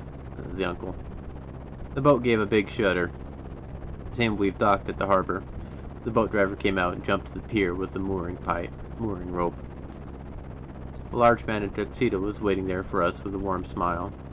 I didn't recognize his face, but judging by his clothes, I guess he was a servant of the Ushiromiya head household. Yeah, I do kind of like the outfits of these ones. Chapter 1, alright. Welcome home, milady. You were so late in returning that I began to worry. Ah, thanks for caring. This morning got so scared we had to slow down. It was seriously annoying. Shut up. Someday when the shoe's on the other foot, you'll remember this. Ugh. At this rate, word will spread to the whole family, and I'll be the big conversation piece during dinner. Even without this, everyone would be talking about me because of that 6-year gap. But now I've given them an even juicier topic. Damn it, why does the Ushiromiya head family have to live in this isolated island? In the meantime, the boat had finished its mooring. A small plank was lowered so that we could get down. One by one, our parents came up from the inside the boat. You must all be quite tired from your long trip. Madame, please allow me to assist you. Thank you. It's been a while, Gonda-san. How are you? I thank you for your concern. It is always my pleasure to serve. Battler-kun, isn't this your first time meeting Gonda-san? If I'm not mistaken, you weren't working here 6 years ago, right? Indeed. So please, allow me to greet him for the first time. It is an honor to meet you, Battler-sama. I'm pretty confident about my height, but you're huge. This is definitely our first meeting. I'd never forget meeting a big guy like you. It's a pleasure. I'm Battler. I was looking forward to meeting you. I am Gonda, your servant, and I have been working for the Ushiromiya head family since the year before last. It is a pleasure to make your acquaintance. If there is anything you need, please feel free to rely on me at any time. Gonda-san, it's been some time. It has been too long, George-sama. Please, allow me to assist you. As usual, you're a pro at welcoming guests. If you ever need a job, just let me know, okay? I'd hire you anytime. You do me too much honor. Please, allow me to assist you, Hideyoshi-sama. Gondi-san then lent a hand to everyone as they disembarked, greeting them as they passed. His speech and mannerisms had the refined polish of a professional. He was very graceful, in contrast with his initially tough-looking appearance. His large size made him seem a bit scary at first, but he was much more polite than my first impression had led me to believe.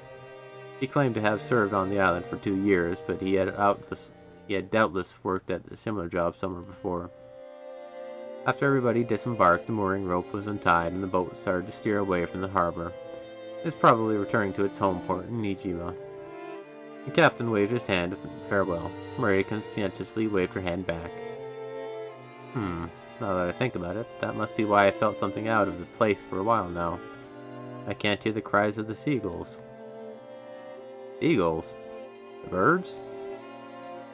If I remember correctly, whenever we came to this island in the past, the seagulls always greeted us with their lively yeah cries. Because of that, whenever I hear the cries of seagulls anywhere else, I get the feeling that I'm coming to a family conference. Except for the small part of the island where those of the Ushiromiya head family live, Rokenjima has been left uncultivated, which apparently makes it a paradise for wild birds. George. Alright. I was just thinking that as I saw him pop up. You know, the green and whatnot. Pretty cool. I wish they made suits more like that, and not just black and white for everybody. More color would be pretty cool. Supposedly, there was a cliff somewhere that housed a huge seagull colony, so this island was always full of seagulls. Not having those seagulls here to greet us made me feel a bit lonely. What's wrong, Battler-kun? Oh, Aunt Rosa. Nah, it's nothing really. I was just thinking it's a bit lonely without the cries of the seagulls. Aye, that's true now that you mention it. Even though they're always so noisy, today there isn't one to be seen. Oh? Why no seagulls? Maybe it's because the seagulls are having a get-together somewhere too? Maria, did you want to see the seagulls? Oh, wanted to see them. Still, it's a bit strange there isn't even a single one around. Maybe Jessica grilled them all and ate them. Who? The hell? Don't say disturbing stuff like that. You'll get Maria believing it. Oh. Jessica One-chan grilled them. Jessica One-chan grilled them. Oh. I did not. Why the hell would I do something like that? Yes, you did, and I remember that. I remember going through that. But it's just, I wish it was more commonplace. Most suits, in like any general place, is black and white like a tuxedo, or white and black like his-ish. It's not as commonplace as it could be. It works better with good suits. But I remember those, like, I think you showed me like a purple one, or a violet or whatnot. When was that? That was a while ago, wasn't it? Anyway, maybe I should pull out mine. Well, I don't have a suit, but I've got everything but the jacket, I guess.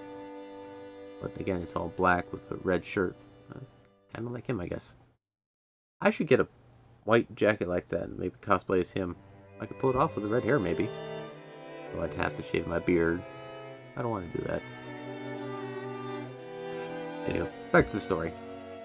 That's right. Jessica grilled them. Skin and meatballs, liver and onion. Them and meatballs, liver and onion. Ooh.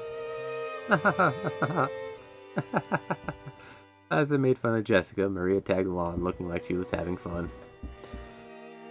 Oh, I never guessed she was such a good sport. Alrighty then, from today on I'll make you my #1 follower. As I smiled at her, she beamed, looking overjoyed, possibly because she was happy about this little connection we'd made with each other. Oh yeah, that green and brown. That is a good combination. You did, but there's a few of them that I remember looking pretty good. It's in the Discord channel, isn't it? Probably at like the top of the picture one. Or was it the wardrobe? I don't know. We'll figure. I'll have to check that out. I'll have to look at those again.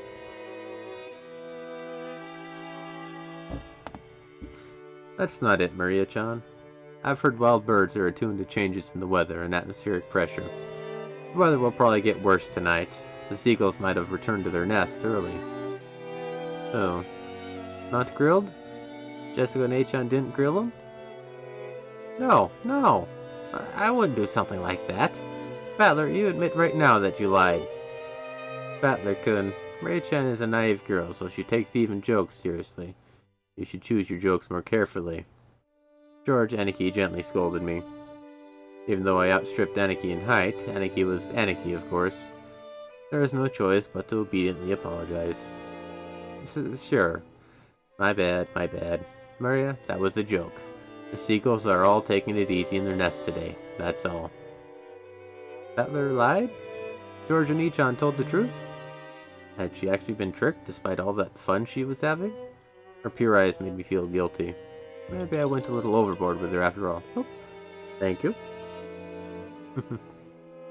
Okay, Baby Blue is also commonly available. And gray, but those are kind of like just... I have to admit that point, but those still feel black and white. There's not... Like George's suit, it's green. There's no green suits commonly showcased and whatnot. Anyway, thank you for the follow.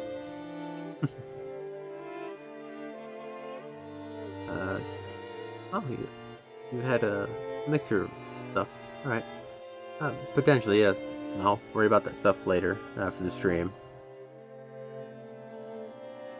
Yeah, that's right, that's right. What George Aniki said is true.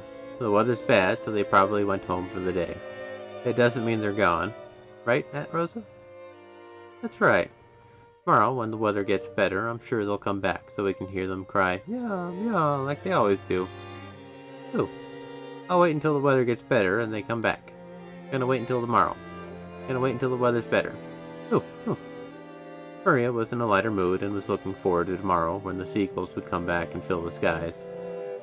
Still, George Aniki really was amazing at taking care of kids. I think I remember Aniki taking good care of me as well when I was a brat 6 years ago. Aniki, that's probably your gift. Oops, that's my chair. George Aniki-kun is amazing at taking care of young kids. If you want to, I'll bet you do a great job in childcare, don't you think? Yeah, it's almost like George Nissan was born to do something like that. Personally, I think that'd suit you better than doing business in some company president's office. Oh no, childcare is a fine career path, but it's not a job where merely liking children is enough. You really are modest, George-kun, but Battler-kun is quite good with children too. Just a second ago, even though it didn't last long, Murray seemed to be having a lot of fun. Please, keep on playing with her like you did just now. Just choose your jokes more carefully, okay? Aunt Rosa winked at me, giggling a little. She's a real mother, I thought to myself, who's happy to see Maria having fun. Come on, Rosa. And you brats too. What the hell are you doing? Let's get going. Okay, we're coming. The old bastard was waving us to hurry up. Yeah, we needed to get moving. We might as well have this conversation after setting our luggage down in our rooms. Now then, everyone, allow me to lead you to the guest house where you will be spending the night. Please, this way. Goda-san called to everybody and led the way. Kumasawa-san brought up the rear.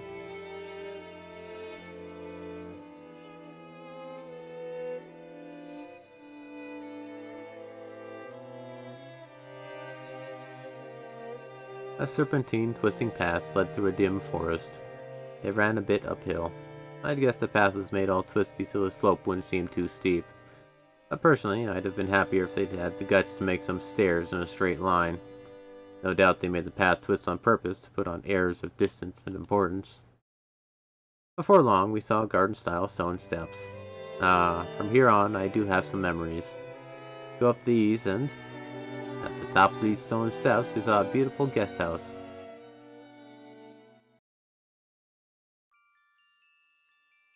Its facade was lovely, of course, but more importantly, we couldn't enter its door without having our hearts stolen away by the splendor of the beautiful rose garden spreading before it. Ah! It's as beautiful as ever this year. A real delight for the eyes. After climbing the stone steps, the people greeted by this rose garden gave voice to their impressions one by one. Hey, Cyrus. Welcome. Is it just me, or are the flowers a little less lively this year? It's probably because it wasn't that hot this summer. I also believe that was a factor. Sadly, this year's blooming is a tad inferior when compared to last year's. Even so, it was a delightful rose garden. I remember that even 6 years ago, huge numbers of roses had greeted us every year. This rose garden was the first thing that greeted the people who came to Rokonjima. Even our parents, who came every year, couldn't help but give voice to their admiration. In fact, it seemed to have undergone a power-up from the garden in my memories of 6 years ago. This place is always so amazing. It would be wonderful to have a rose garden like this at home. Give it up. Who do you think would take care of it?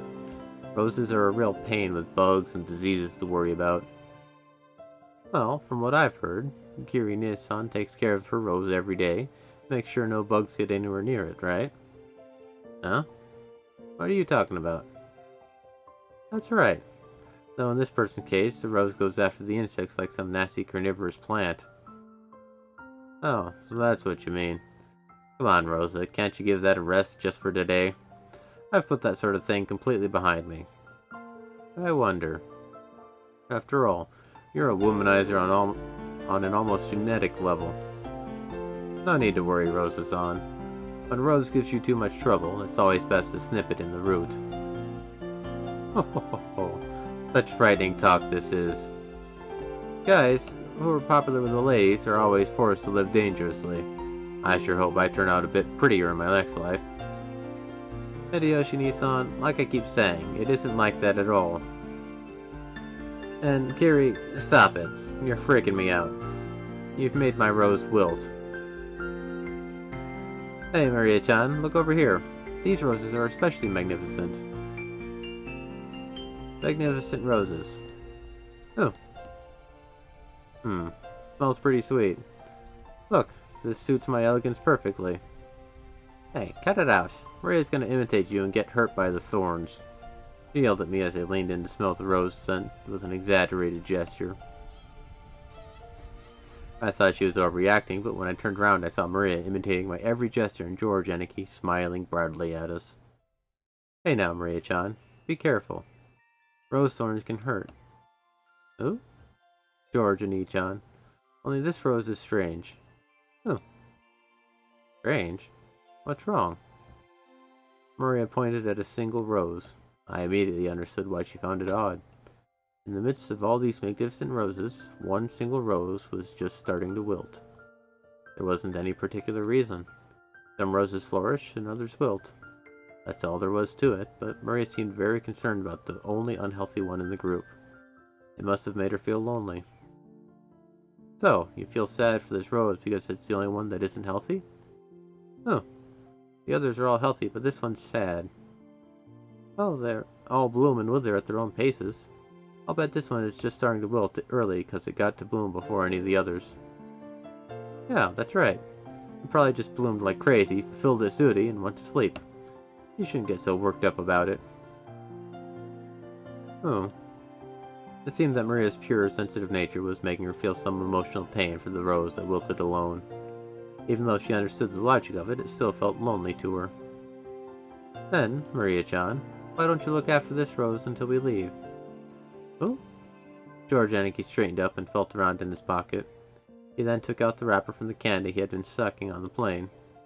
He twisted it into a thin string, then gently tied it to the rose as a sort of marker. Hey, that's pretty cute. Let's mark it with this. Later on, you can come and give it some water. I'm sure Mr. Rose will be happy. Oh, come to give it water. I think you should give Miss Rose here a name. I'm sure that'll make it happy, and you'll get to know it a little better. A name? A name. Ooh. Though she still wore her usual sullen face, Maria crossed her arms and began to consider this intently. At the very least, she appeared to have been completely pulled out of her slump. Nice going, Aniki. George Nisan has always been really understanding. Can't help but respect him. Yeah, I guess he was just born that way. We've got to start picking up tips. Was this garden just as magnificent when you all were kids? Oh, wow, I didn't notice, cut out there. My bad. It was only after I stopped living here that it grew so big. Before that, the garden was simpler, though I'm still attached to that one. Nissan fiddled with it too much, with that vaguely bad taste of his. I liked it much better before. Eva, you've got to think positive. Setting aside how it used to look, its beauty now is something to be admired. You'll be able to relax a lot better if you look at it that way. I didn't mean it like that. I was just saying that I wanted you to see this garden the way it was before, too.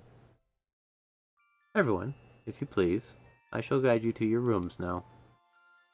Konda-san called to everyone to ask if we were ready, but our hearts had been completely stolen away by the rose garden that none of us had seen for a year, so we didn't pay much attention to him. Since we weren't a travel group, it wasn't like we had a strict schedule to follow. Besides, since our parents were visiting their old home full of nostalgia, it wasn't like they had to let themselves be urged on by anyone or anything. Understanding the situation, Goda-san continued to wait, smiling widely, until our parents got tired of the roses and told them to guide us to our room.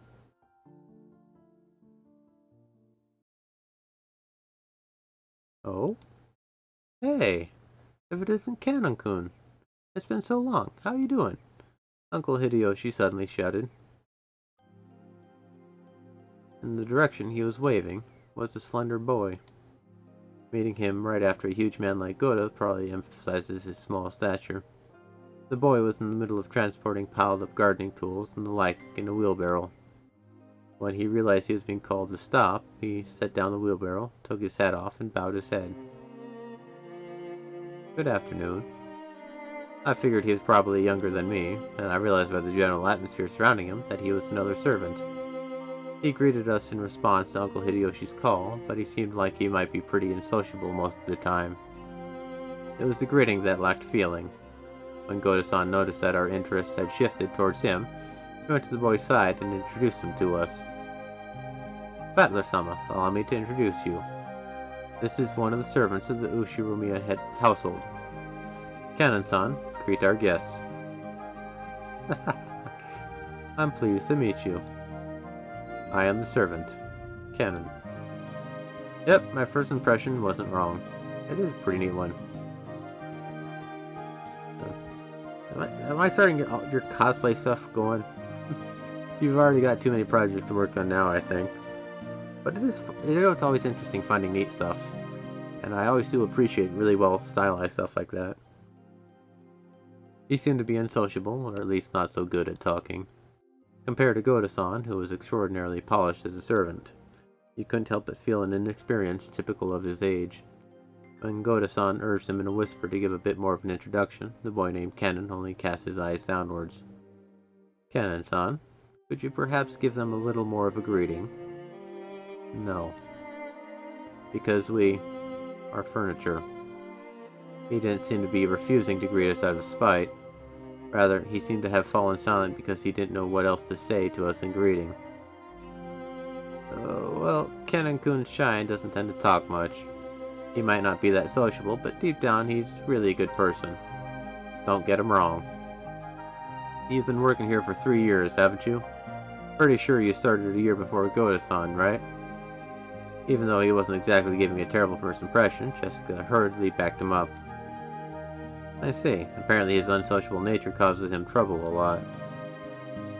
Okay then. Nice to meet you. I'm Battler.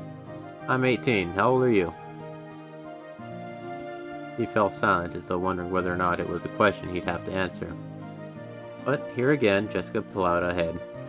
If I remember correctly, Kanon's 2 years younger than us, so 16, right? Yes, that is correct. It looked like he would have preferred not to tell us his age if given the choice. That was probably because he thought we'd look down on him for it. I remember that when I was around his age, I hated being asked how old I was by adults. I see. 16, huh? That's gotta be a delicate time. Which means I probably asked something I shouldn't have. I'm glad you're about our age. Just be cool and call me Battler. And I'll call you Kanon. Thank you very much. But the sentiment alone is sufficient, Battler-sama. Jessica looked panicky for some reason.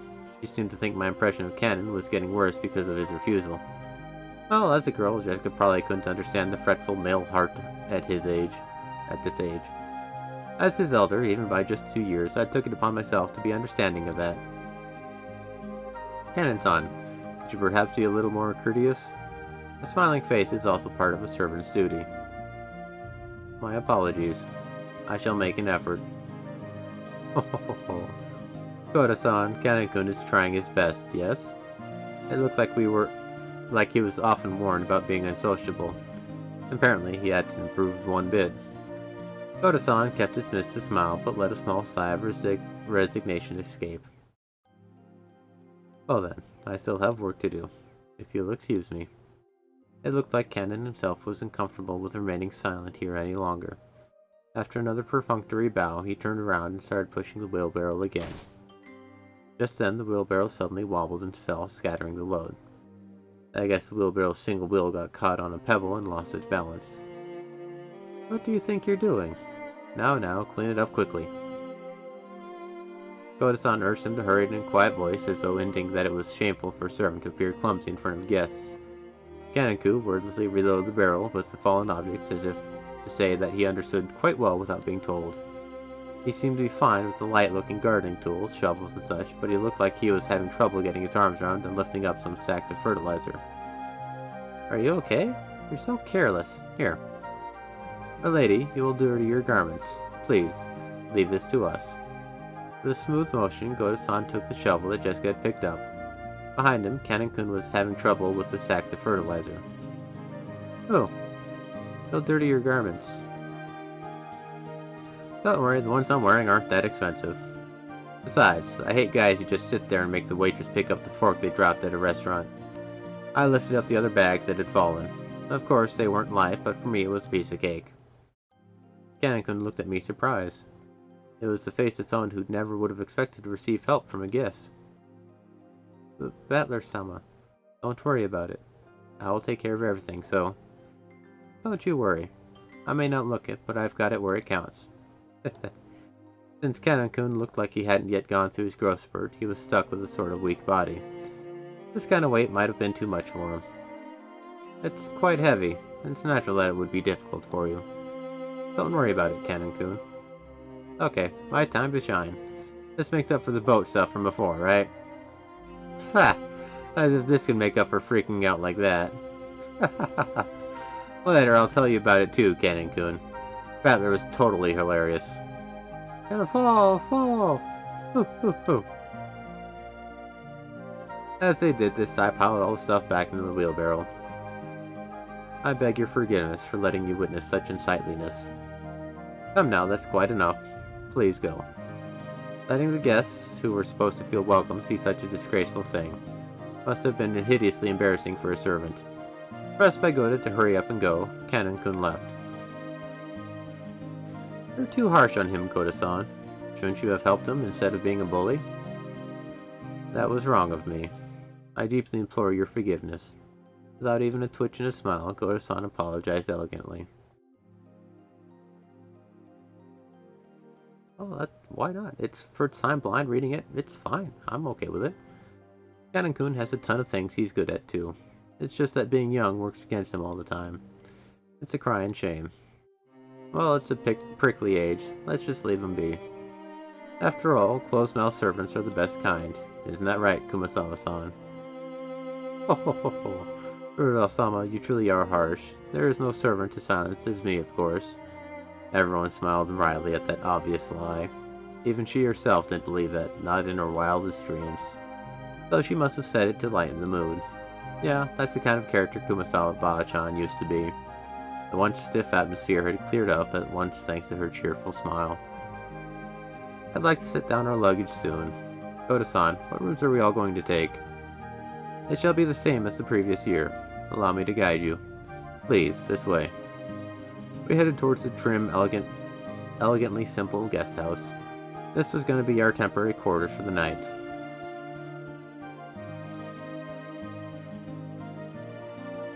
Canon watched over a hedge as the guests all entered the guest house. Then he let his eyes fall on those heavy sacks of fertilizer piled up in the wheelbarrow. In his mind, he kept going over his previous mistake. Battler, big and strong, had picked up the sacks in front of him, The sack's cannon couldn't lift himself as if they were feathers. It would be extremely difficult for an outside observer to guess what motions that favor had stirred up in cannon. As far as you could tell by watching him hang his head, there was something that he just couldn't let go of. Muttered words escaped his lips, but those words he murmured were so soft that they didn't reach even his own ears. Even I. Cannon hung his head, slightly biting his lower lip.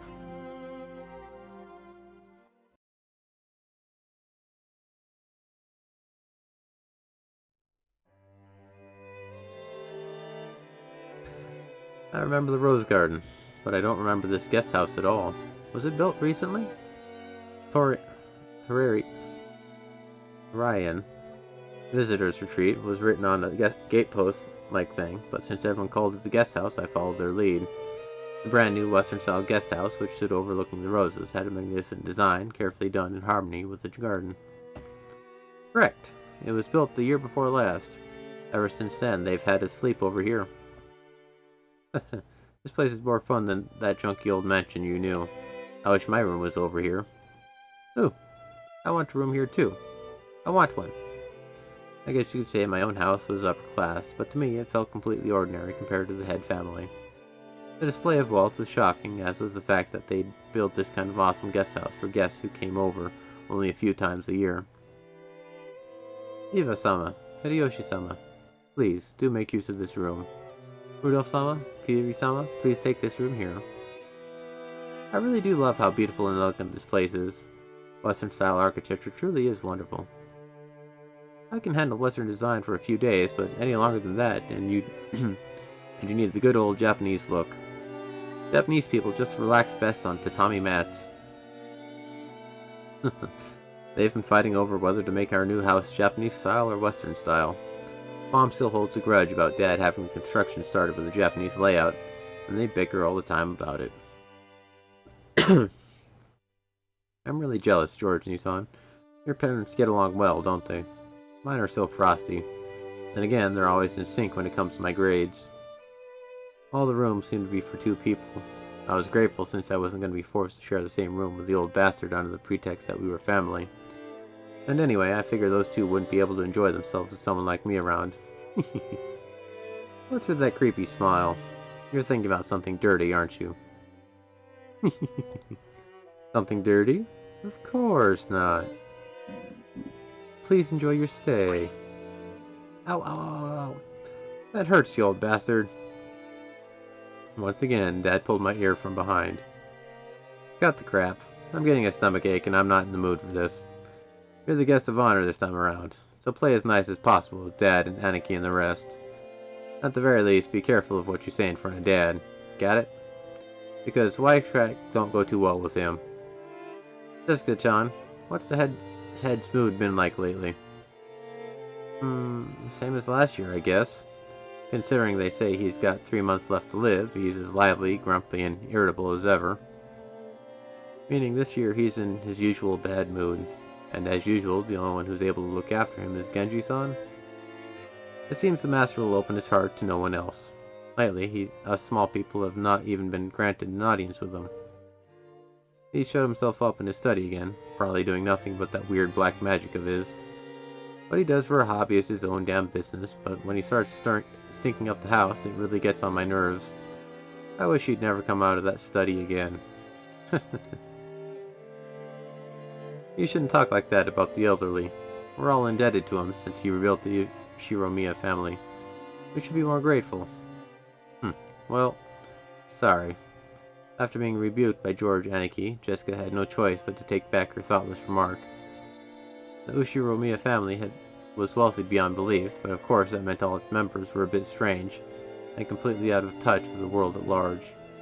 And at the top of the chain, the family head, our grandfather, seemed especially strange and terrifying, even for our family. Dad said he was getting a stomachache earlier, and I imagine that reflected the honest feelings of all the adults here today.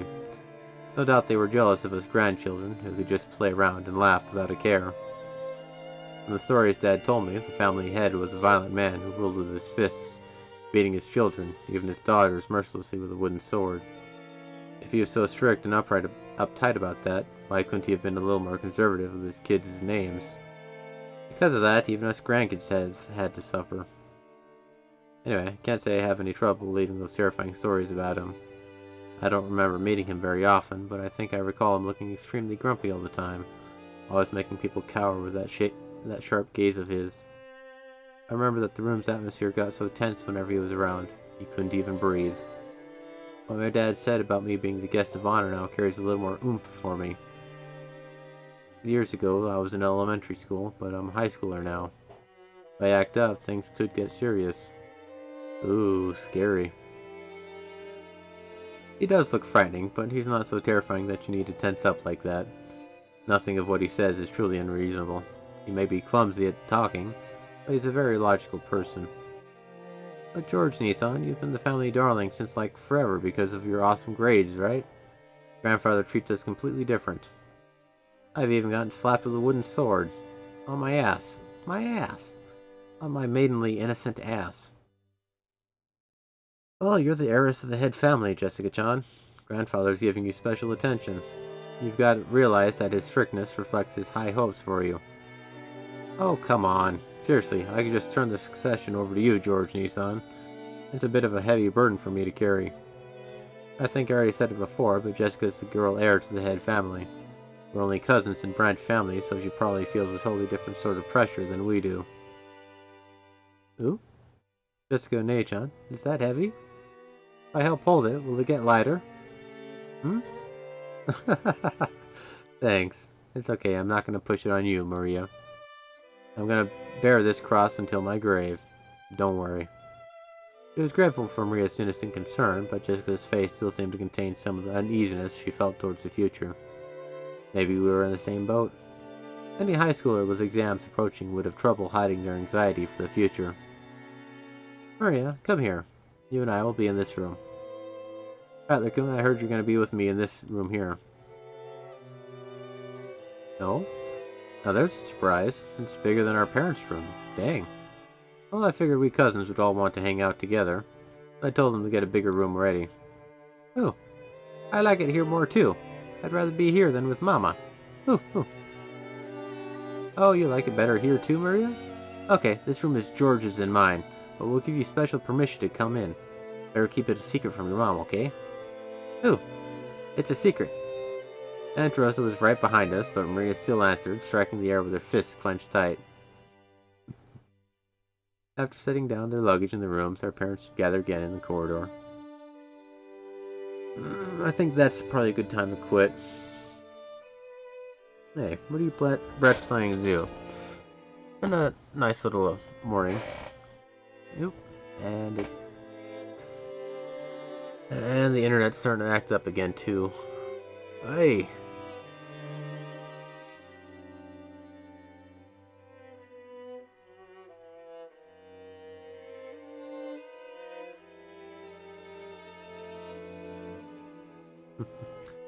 Yeah, the internet is acting up and it's time to go, so I'm gonna call it for today.